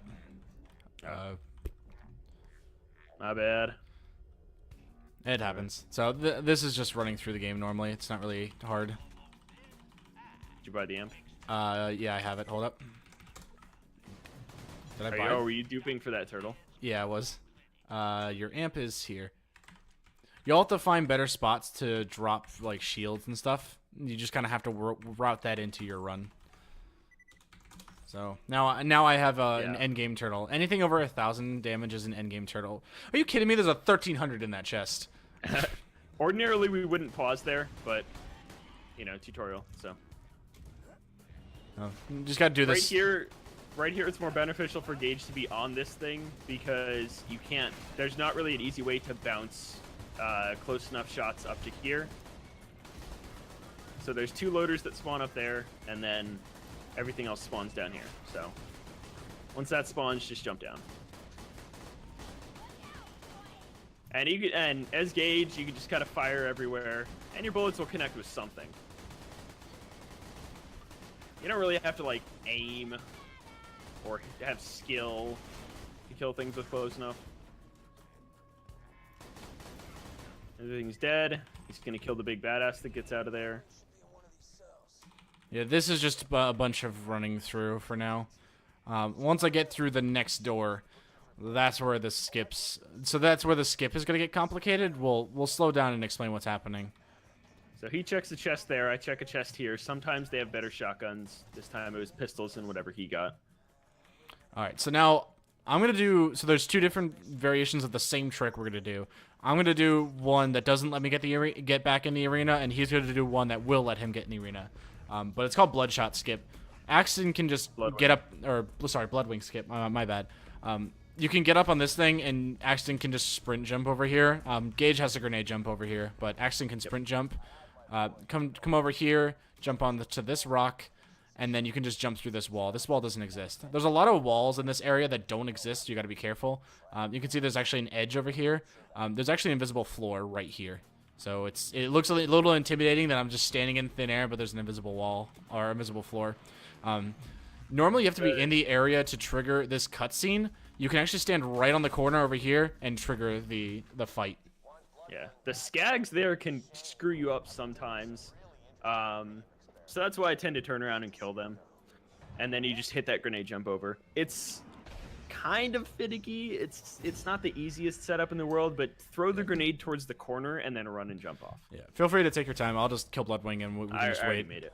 Okay. So this box isn't real. This wall isn't real. Just run through. So there's two ways to do the skip. One is to go over there and then grenade jump up there. The faster way is to jump through this wall, which isn't real. You'd be right over where Shockwave was if you were doing the other kind. You're going to run through here. Grenade jump up here.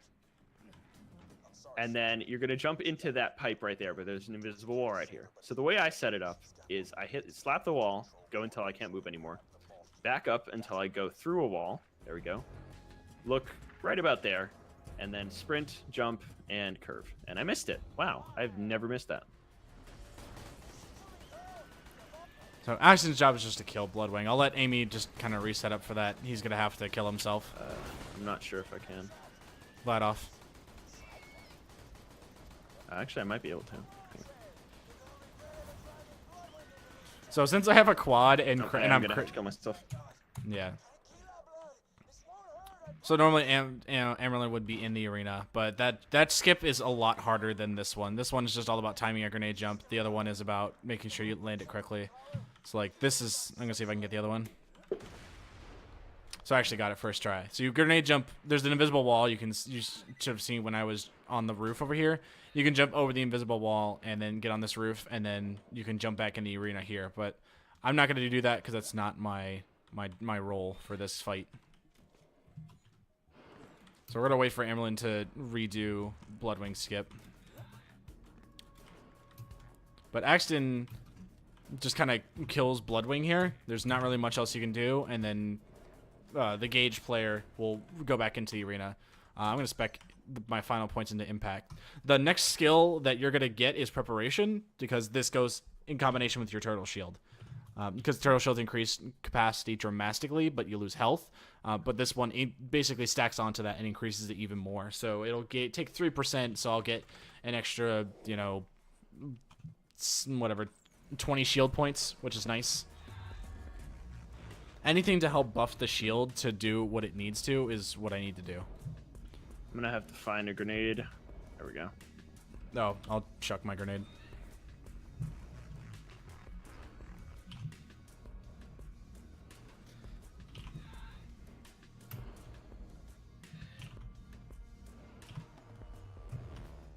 Yeah, so that's like I said, those skags can be a real problem sometimes. They just knocked me off the ledge there.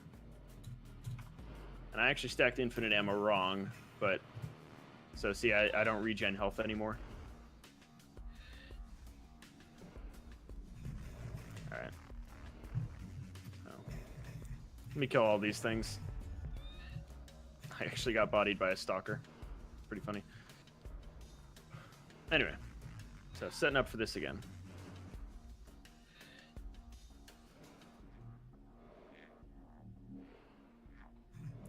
Come like right over this corner, throw the grenade, get the jump.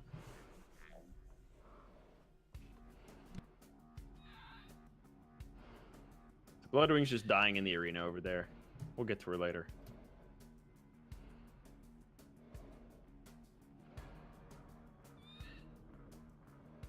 So, hit the wall, back up, flip through the wall, turn, look, and there we go.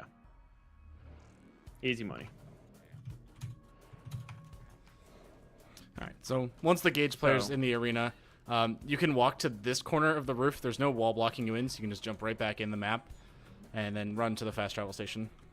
So unequip your shield, get ready for buck up. Whoops. He would normally travel, and Mordecai says get the microchip from her collar, but I was slow, so we missed that a little bit. Yeah, that's like the ideal time you can do it. So traveling to Sanctuary. Yeah, so Bloodwing actually doesn't die in a speedrun. Yeah, doesn't know. All right, so you can do a dialogue skip here. Axton will run to Claptrap to deliver the upgrade, and you can actually pick up a quest that on a certain word, and we'll skip his dialogue. So I'm going to give the upgrade to him. And on the first do, you can pick up a quest, and it will skip his dialogue, and then you can go turn in the other quest. So you can go ahead and travel. There's a note you need to pick up here. Don't forget that note. Yeah, that's why it's dangerous to do it that way. If you miss the note, you got to travel back. We're gonna start doing that fast travel method just because we've demonstrated it, and you don't have to do that right away. Although you can wait, or you can do it like we do. It's entirely optional. It's best to back away from Death Trap when you get him up because he likes to go to a certain distance for buck up. So. All right, there's an interesting like dialogue setup I can do here once I'm done running through the area. So you have to run through the area normally because there's different like checkpoints essentially you have to hit. Once you go through, I just skipped a bunch of dialogue. Eventually, Roland will say, yeah, you need to do this. Like go through the initiation and all that crap. Once Roland talks, you can go into the arena and start the fight right away. So once he starts talking, done. And then you just survive the initiation. It's just a standard fight. All right, so now I got that correct. So right here, Gage, you have the opportunity to run through this two ways. One is to go through it completely normally. The other one is to do a grenade jump. I don't have any grenades. No, I do. So you grenade jump from right here over to here. Face McShooty is there. You can do him if you want to. You don't have to. I don't have spawns in here because Amerlin's still outside, so he trapped a lot of the spawns. The game has an innate spawn limit. If there's too many areas in one area, it won't spawn any in a different area. And since he was still outside, I didn't get any spawns. But now I have spawns. Yeah. As soon as you see them disappear off your mini-map, they despawn. And it's actually... I gotta restack my crits here. I do way too much damage. For Gage, every time you switch off of your gun, no matter how you switch off, it means you're gonna have to restack your crit.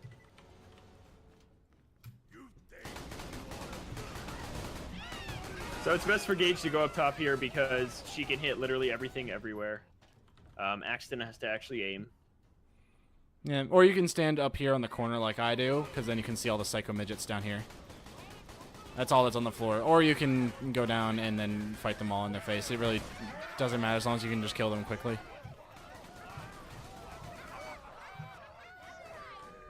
Well, there's a chest up there you can check. There's not really a good chance of a shotgun.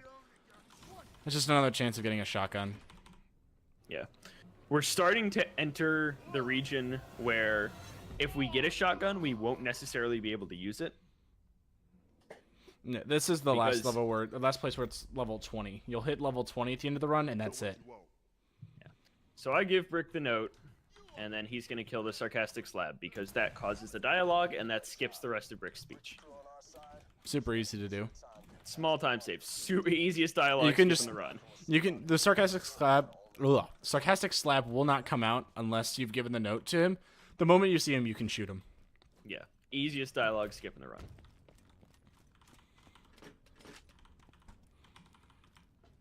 I'm just kind of bored, so I'm checking stuff. I do a lot of damage, so actually, since I have a quad, I really don't need to stack anymore, but I'm just going to keep doing it anyway. since I got stupidly lucky getting a quad from the quest. This is not normal for a run. A little messed up. Yeah, my guns got jammed in the floor. They're so like stuck in the ground. Using mortars. So this next quest, there's one skip that we can do, and the rest is just kill everything as fast as possible. Yeah, you're talking about the warlord spawn? Yeah, the quick warlord. It's not really a skip. That's just more of speeding it up a little bit. Yeah, it's a quote unquote skip. You generally want to let Brick kill something on his own while you kill everything else. And then as soon as everything else dies, you do it. So Shock's gonna do face shooty apparently for the meme. If he runs across this bridge, there's a warloader that spawns at the end once you pass it. There it is. He's gonna kill it. So now Brick's not gonna stop. The Brick's just gonna keep running until he gets to the target circle. One thing to note, if you're running your game on lower settings and you don't have bullet decals on, you can't see the mortars, and that's really bad. Have bullet decals on. That's really important for this part. I just did face shooty because memes. Yeah, face shooty isn't really necessary. He's some experience, but like we said, experience doesn't really matter at this point because the basic goal of this run is that we're both glass cannons. We hit really hard. The goal is to kill things before they kill us. And it's particularly dangerous. So both of us do really high crit damage. He does obviously way higher, but you know, this I'm actually still at a pretty decent spot for crit damage. And my damage is a little bit low because I died on Bloodwing. If we were doing the old method without Axton crit stacking, the run would be over at this point. There would not be a way to continue. But since crit stacking exists, we can continue the run. Yep. Because right about here is where my damage starts falling off as relevant. And the fact that Shockwave does like 20,000% critical damage, it starts winning the run. That's an understatement. So these two badasses are gonna spawn. I'm gonna kill them each with like one bullet. Do that meme. Yeah, good memes. Good meme. So another Whoops. buck up here. My bad.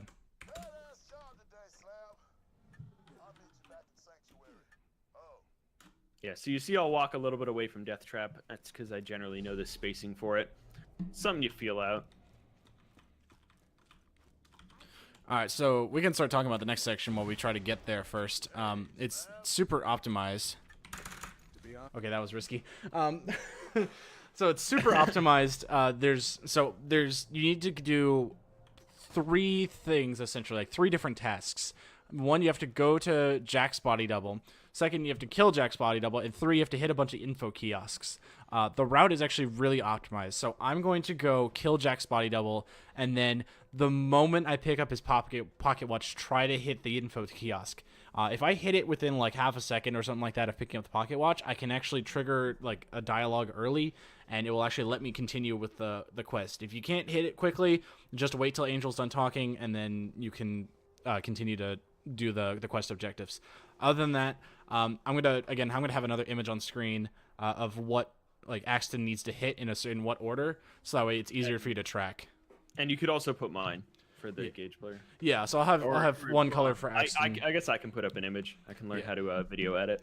I'll give you the image, and we'll have I'll show you the route. So Axton will be one color, gauge will be different color, and they'll be numbered in what objective order you need to do it, so that way you can actually see where you need to go. But basically, Axton will kill Jack, hit one info kiosk, and then hit 2 different ones while Amerlin hits the other 2. You can also overwrite the dialogue of the info kiosk by using another info kiosk, so you can basically skip dialogue that way. So we're gonna go ahead and show like where we're gonna go. So I'm gonna go ahead. Yeah, we're gonna try to go full speed through this. Yeah, you need to go full speed on this, otherwise the skips won't work. Yeah. So run this way. You can check these shops for guns if you don't have any, but we have a really good gun, so there's no need for us to check. Guns or amps. All right, so I got a good spawn for Jack's body double, hopefully. So he's done with that. So okay, I think I got it. So I hit I don't know if you hit it, I think, way too fast. I override it, yeah. So that can happen. Oh, I got a looter. Yeah, so that can happen if you overwrite Angel's dialogue too fast. Yeah, no, I'm working on it. If you overwrite Angel's dialogue way too fast, it will, or if you overwrite whatever dialogues are going over really quickly, it won't let you continue the quest objective. So in that case, we just have to re-hit it, and then we have to wait for it to finish before we continue the objective. You can also overwrite Angel right away. No one cares about Angel. So you hit her. So mine won't complete until he overwrites it. Let me rephrase that. What'd you say? I said, so you hit her. Hang on. Yeah, you hit the dialogue. So when I hit my final dialogue, he's gonna hit his again, which collects it and skips the final one. Yep. And I'm gonna run over here. And Axton's just gonna get ready to travel. Slap the pocket watch. Is that 218 amp? You want to unequip your shield right here. What kind of amp do you have?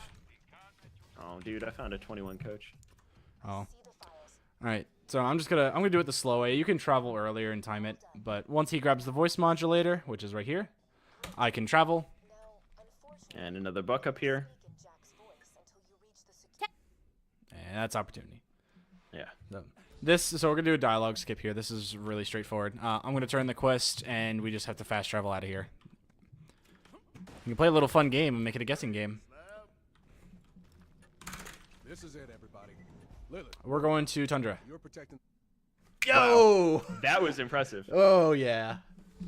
All right. And you just I like travel to pick back to different Sanctuary. places every time.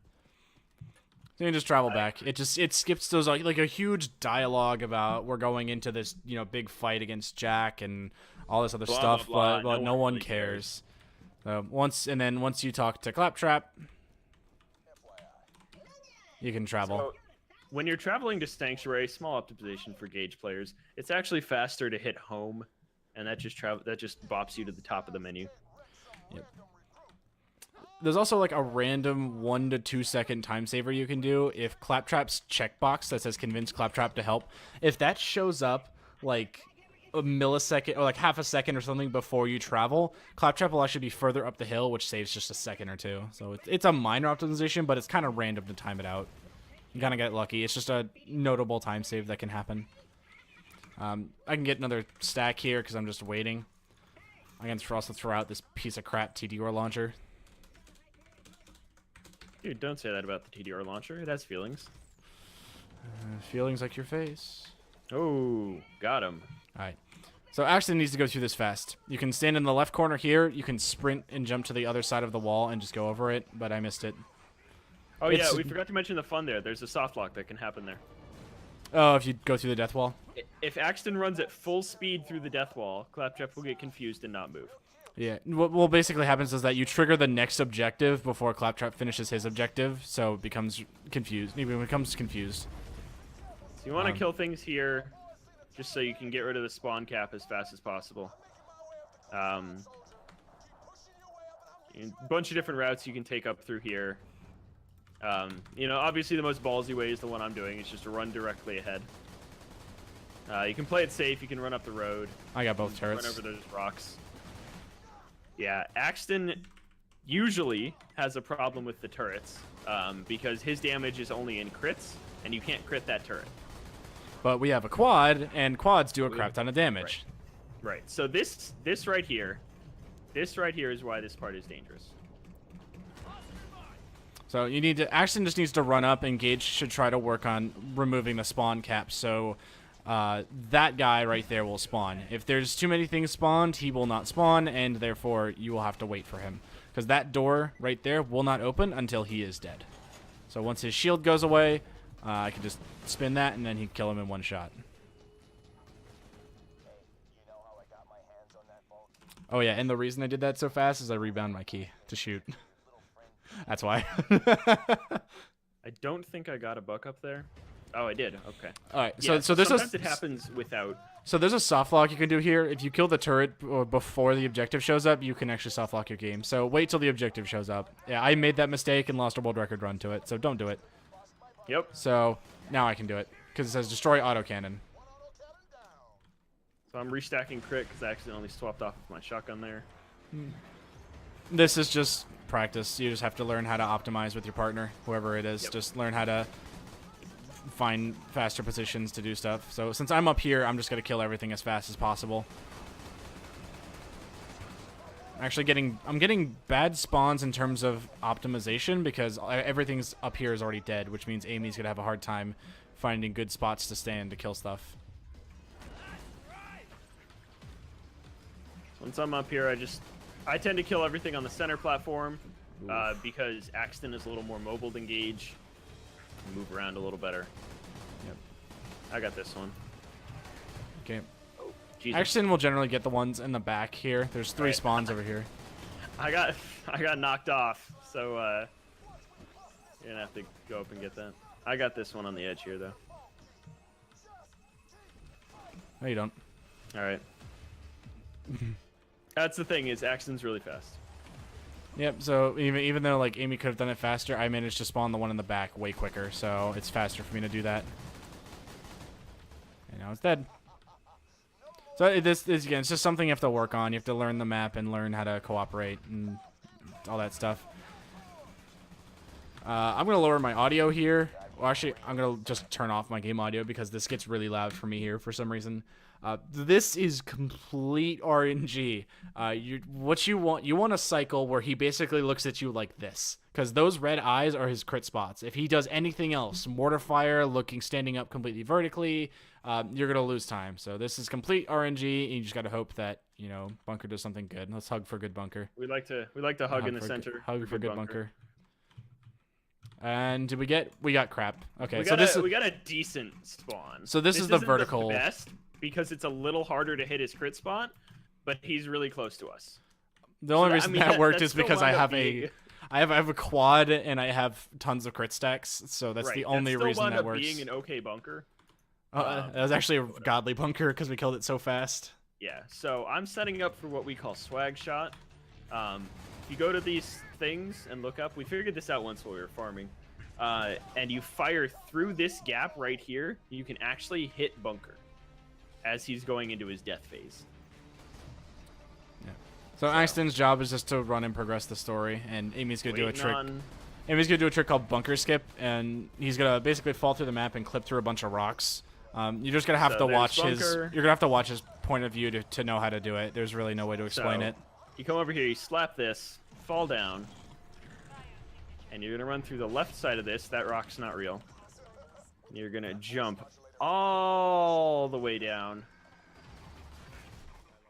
and then squeeze yourself in between right here, and fall to the bottom. So Shock's gonna have to hit that thing up there. When he does, you'll see the objective on the minimap will move up. You can get another buck up here.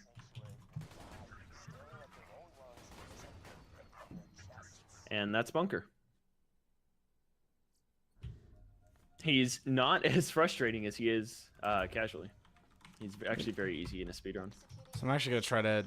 There's a certain spot you can stand and glitch out Angel. It doesn't save time. It's just fun to do. So I'm gonna see if I can do it. There's a lot of things that we could do that don't save time. They're just fun. You got to keep yourself entertained when you run this game.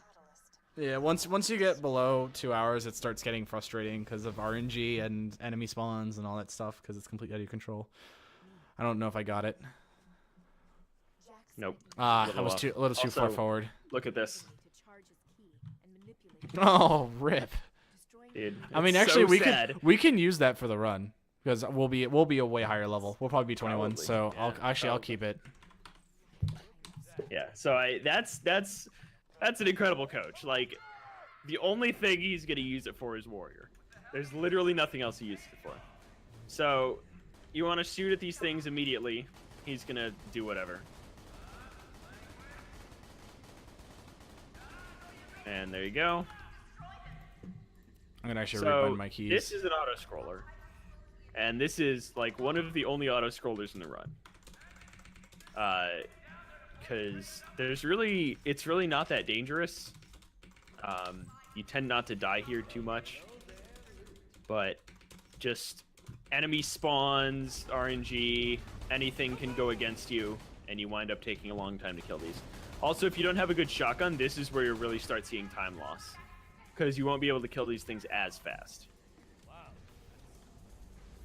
So in the meantime, So, I mean, in if you different start losing phases. time here, it's not the worst thing. You know, it just means you don't have a good shotgun. So something to note is that during different phases that take a while. So like, you know, that was a spot I could got 1 stack. I'm going for 2 because I'm ballsy. But you can go for crit stacks and get extra damage.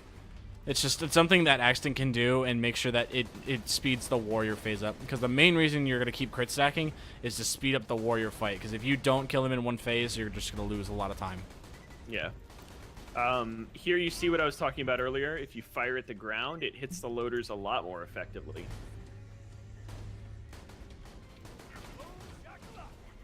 You can also just kind of fire at them, and it'll tend to hit their spots, but Angelic Guards, you want to fire down a little bit. All right, so this is a long cutscene, so I can actually get a couple stacks in here.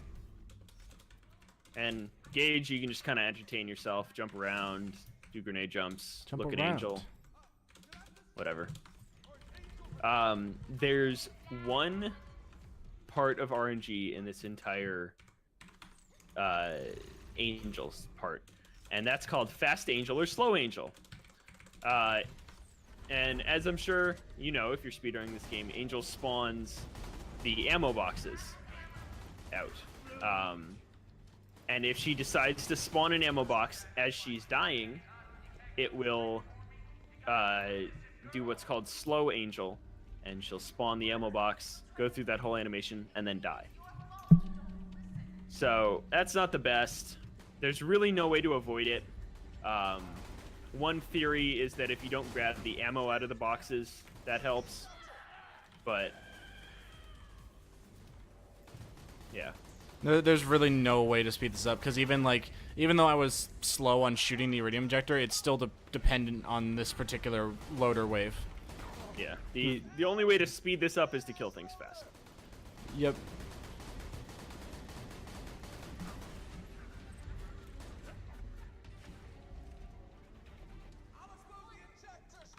So this is one of the longest dialogues in the entire section, so you can definitely get some stacks in here. Jump around. Around.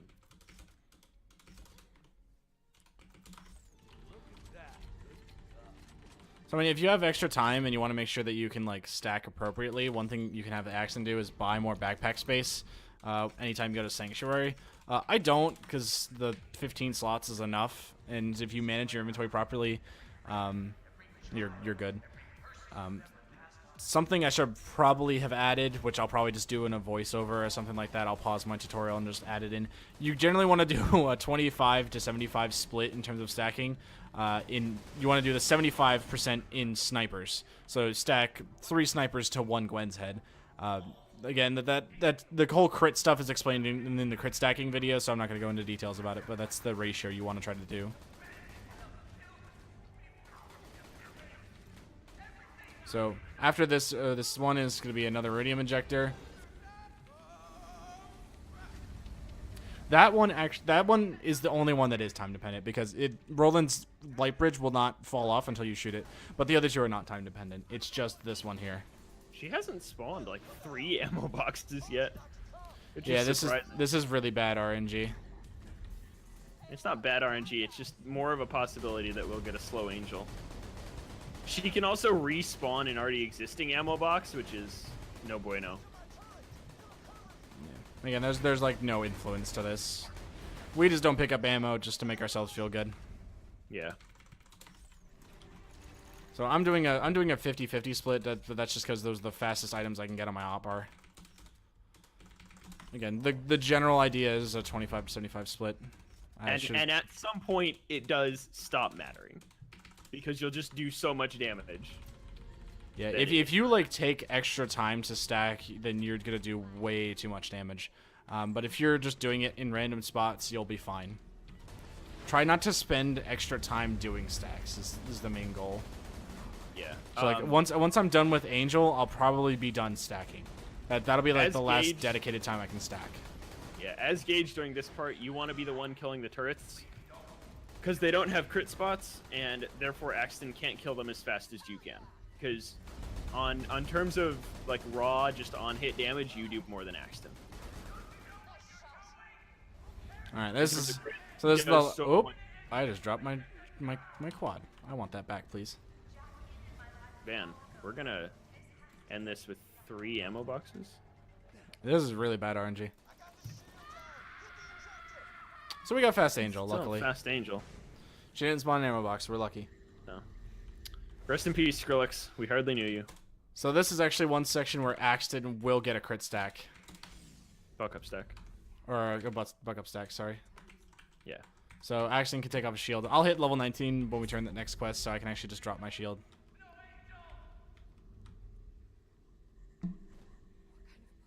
You wanna mess with the cutscene? Yeah. You can mess with this cutscene if you want. It's kind of funny. So if I throw my turret right here, you can put it. You can put it in the cutscene, and it just looks ridiculous. The turret's protecting Roland. You can do the same with Death Trap. Yeah. It's because this cutscene happens in game, and they just make your character invisible. Yeah. You don't want to do it with Death Trap. With Death Trap though here because you want to use him for buck up. Side note: Roland dies. Oh yeah, ripping Roland. So this is kind of a this is kind of a downtime in the run. It's the real big downtime for both people. You have basically a minute here to just kind of kick back, talk over strats, meme, do anything you want.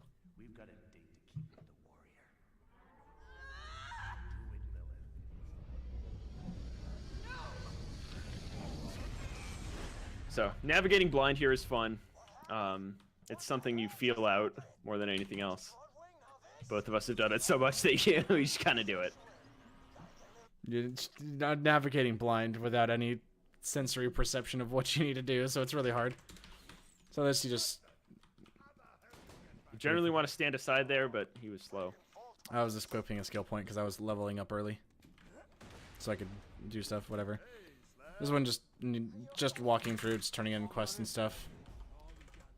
Alright, so I have my last shield of the run. But you can see now I have buck up stacks, so now I'm becoming even more godly. Yeah. So this next part is an interesting little exercise in optimization. So it's actually faster here for Gage to get in a car. And you're just gonna sit here for a little bit. He's gonna run to the Iridium Blight. And what's going to happen is he's going to go to the entrance to the Nexus, and I'm going to go to the entrance to Sawtooth. Because it's just faster to split up here. Also, Ellie has be hit by cars. Pretty interesting. Let's hope I get King Mong with a bada boom drop. There we go. Get the Norfleet. So you want to make sure as Axton you hit this fast travel point right here. You're going to need that later. Yep. Just walk past the area. That's all you have to do. King Mon didn't spawn in the upper area, but there's a different area he can spawn in.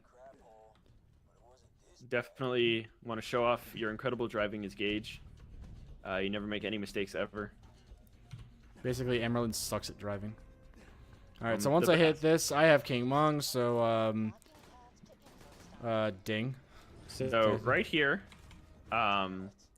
you can travel when Mordecai says the word brick.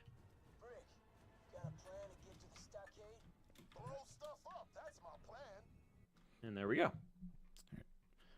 So there's not really much optimization. It's just kind of just doing things really fast.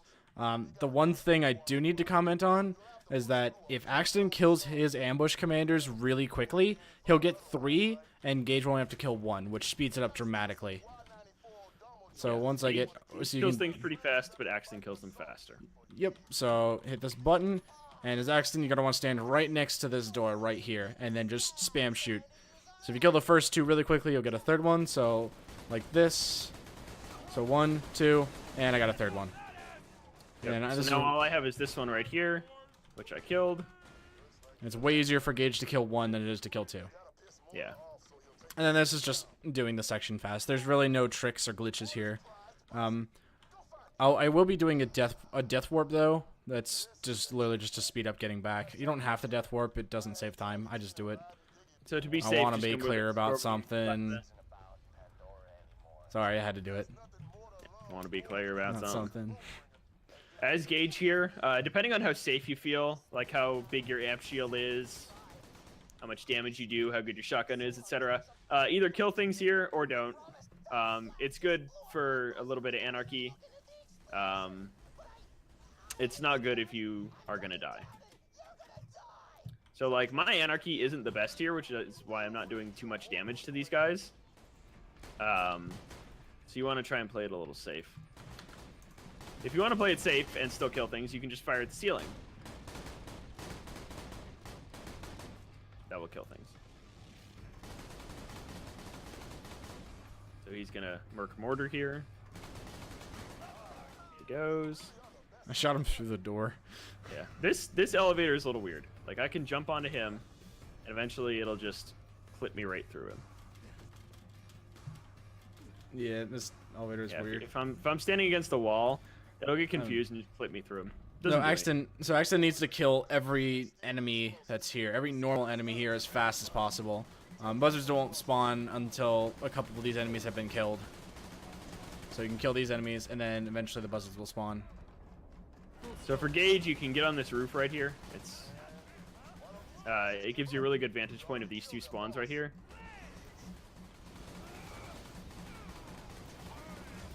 Oh man, I'm having bad luck. So we've got all the buzzards up. And it's dead. And there we go. And there's no trick here, just hit the crates. I do the top one first. Oh shoot, I fell. You're gonna have to do it. Okay. It's really easy to fall off the edge there. Nothing else to say. Are you by the exit? I'm working on it. I have to run all the way out of Grotto. Whoops, this way.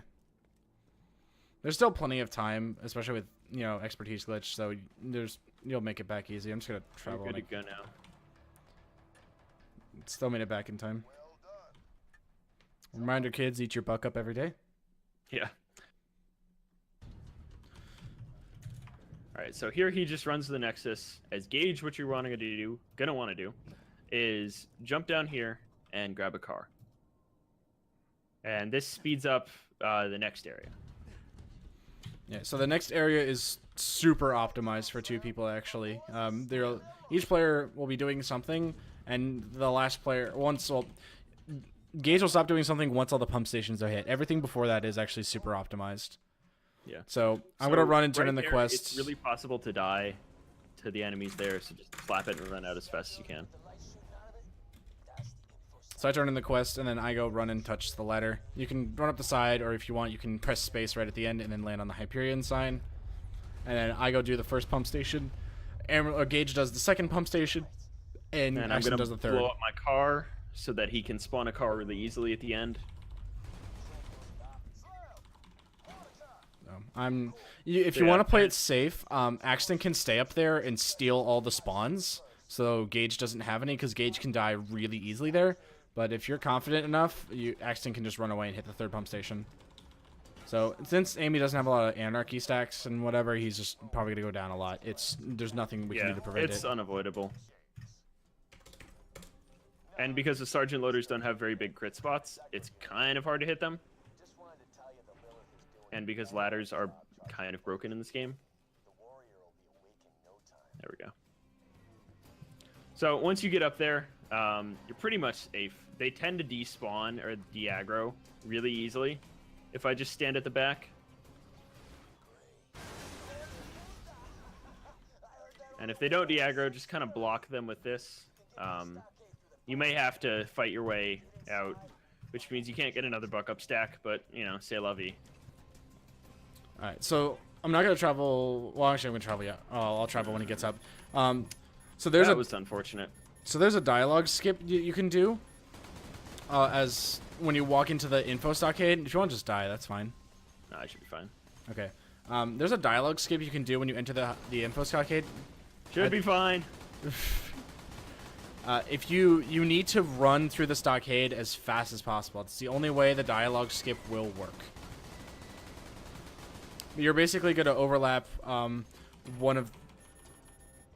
Are you fine? Should be fine. So yeah, that right there is an example of why that pump station sucks. Yeah. So You I'm can gonna die so easily. So I'm gonna just run through this area really fast. Gage does nothing here. Yep. But Axton can just run through this area really quickly. You do have to get to this elevator as fast as possible because once you walk into the info stockade, Jack talks. I might go down. Maybe not. So once he talks here, dialogue's gonna overlap, and then so I got it. You just have to run through it as fast as possible. There's really no other explanation. So he can travel now if he wanted to. And then this thing opens, and I skipped a dialogue. Oop, okay. There was an exploder right in my face. That would have been really bad. So that's the really fast Saturn.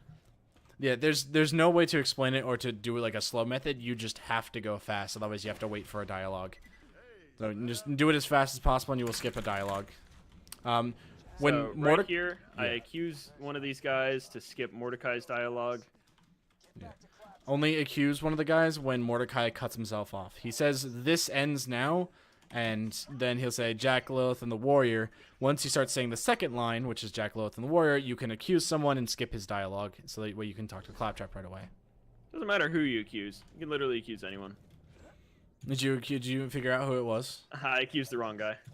Ah, rip. Oh, look, King Mong again.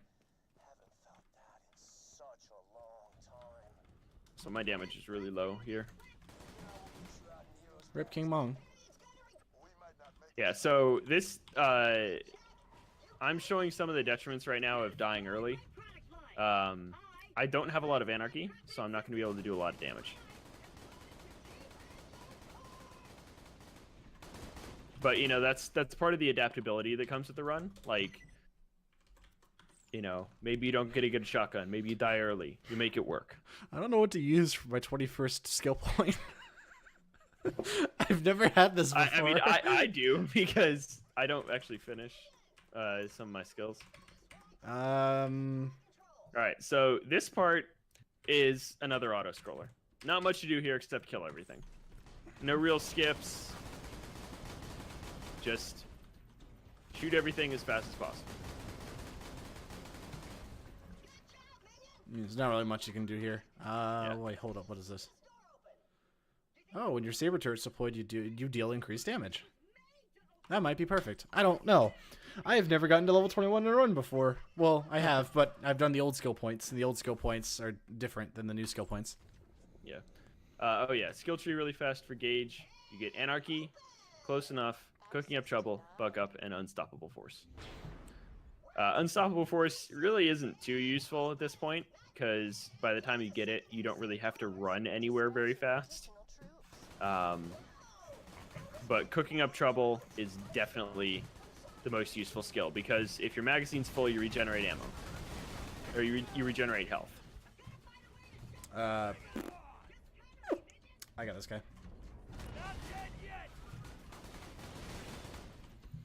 Yeah, even with Buck Up, it's still really easy to go down. Yeah. Because they do more damage than your shields at this point, because your shields are way under-leveled. So basically all that damage that doesn't go into your shield goes into your health bar, and you just die. Yep. You will survive These eventually turrets a hurt first... a lot. Yeah, so you want to hide from these. Or you can play dodgeball like, you know, I do sometimes. Right, I'm not fast enough to play dodgeball. So the health, so there's a thing called health gating at least at this level is where it really matters. There's no way to be one shot immediately. There is a way to lose all of your shield and most of your health in one shot, and then the second shot that they hit will kill you. It's basically just to prevent immediately going up and immediately going down. So you have like a little bit of a buffer, so that way you won't get killed right away. But you'll go down to like 4 HP. So as Gage during this fight, you tend to want to focus on the surveyors, because you have the greatest chance of hitting them. Axton can do enough damage to kill everything else. You want to focus on the flying stuff. I mean, like, I'll kill these while there's no surveyors around, but as soon as the surveyors pop up, I want to focus immediately on them. There we go.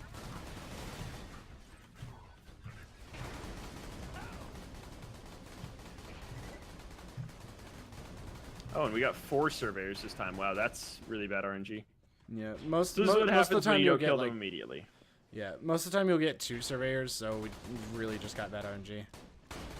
And Gage, this is where Gage's close enough really comes in handy, because if it gets to like close to like that rock, he can bounce it off that rock and get close to it. If it gets close to the door, he can bounce it off the door. So this is where close enough really like comes in handy for the surveyor. There's not really much Axton can do. Gage has to basically take it out. And then this is where I will get my last. This is where the last bug up stack and my last bug up stack will come. Yep. If Axton does it fast enough, Death Trap won't recharge for me to get another. It also doesn't really like. I'm done at this point. Gage is done. My part in this run is over. I give him one more buck up stack and then I'm done. Yeah, Axton. So Axton will complete the run by going through Hero's Pass stupidly fast, and then he'll kill Warrior in like hopefully 2 shots or something like that. I can travel. Yeah. So this part he's just gonna do full speed. There's really not a way to go through this slowly. There are a couple parts I can slow down. I can just kind of show the angle I use, but other than that, I do have to go quickly. Otherwise, I will go down immediately. Right. Luckily, nothing in this area is too difficult in terms of angling. Over here, you can hide behind this scaffolding, and you can jump across this gap over here. Your shield. Yeah, that's kind of a thing. Make sure with the bridge, the parts that don't exist actually don't exist. Those are just fake. So you have to jump across this normally. There's a bunch of snipers here. Just you got to sprint through it as fast as you can. There's no way you can dodge those. If you get corroded, fired, or slagged, you're most likely going to go down. That gate won't come down until you kill a bunch of other stuff over here. But thankfully, you can just jump over the wall over there. So do something like you did in Bloodshot Skip and just grenade jump to this scaffolding. This piece of thing over here is solid, so you can jump on it. And then you can just jump over the wall. So you've skipped the door. And after that, you just run to the end. That's basically Hero's Pass. You do need to be careful about the Sergeant Loaders here at the end. So there's 2 over here. Just make sure that when you travel here, you just kind of hug this wall over here so they don't see you. There's not really much else you can do. And with that, Gage is pretty much officially done. So there's two fast ways you can do this. The beginner way is you run all the way over here towards the elevator, and then you just jump across this gap. This gap is super easy to cross. You can just you can just tell if you're used to the speed. You can just see like, oh yeah, that's super easy to cross. The faster way to do it is actually I'll do the beginner way first, and then I'll kill myself and I'll show the advanced way. So the beginner way is just literally sprint jump. Like it's super easy. I didn't even sprint full speed. The other way, I'll just go ahead and teleport up there so I can show you the faster way. The faster way is kind of risky if you don't have full expertise, but you should at this point have full expertise. And it also sort of relies on getting a weirdly timed jump. So we're going to jump off this thing right here. This one particular thing, because this extends out the furthest in terms of not going too high. So like this one goes too high, so you'll lose your speed when you sprint up of it. When you sprint up it, it's like that. I'll sprint up and I'll lose speed. This one's kind of flat, so I can just run and I can just sprint and then I can just jump off of it. And you want to make it inside that ring of rocks right here. If you're on that side of the rocks over there, you will die. If you're on this side of the rocks, you'll just burn. You can actually tell by what side's black and what side's not black. But once you make it across, you can just go talk to Jack. And so there's a grenade jump you can do down there. Whatever. Oh, and by the way, turret in the cutscene.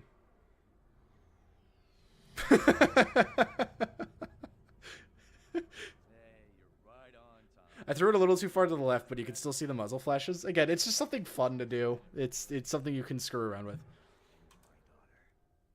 But so here you kill Jack. Wow, I'm having a hard time hitting him in the head. There you go. Yeah, dude, kill Jack. There you go. Bye, turret. All right, so to explain this, this is not something you would normally do in a speedrun, because if you shoot Warrior in the mouth, he will instantly recycle to the next spot. But because you're crit stacked, you're going to want to shoot him in the mouth because that's the quickest spot that you can do the most amount of damage, even though he will cycle. If you are stacked enough, he will be killed in the first cycle. If you're not stacked enough, just kill him on the second cycle. It's not a big deal. You'll lose a little bit of time, but just you got to aim for his mouth. Sadly, I'm not level 21, I think, so I can't use that coach. I think? Or am I level 21? I didn't check. I am not level 21. So just shoot him in the mouth like this, and there you go. Warrior's dead.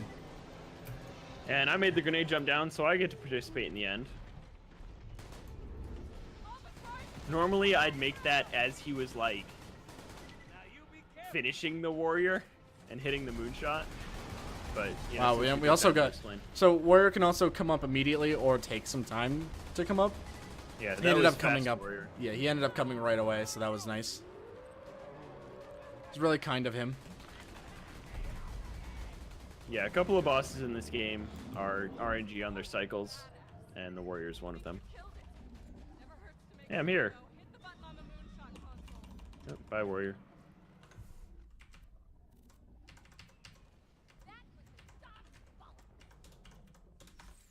Hey, I have the coach. All right. No legendary, I think. Oh, wait. Mine. What was that? Dude, and I didn't then even see what it was.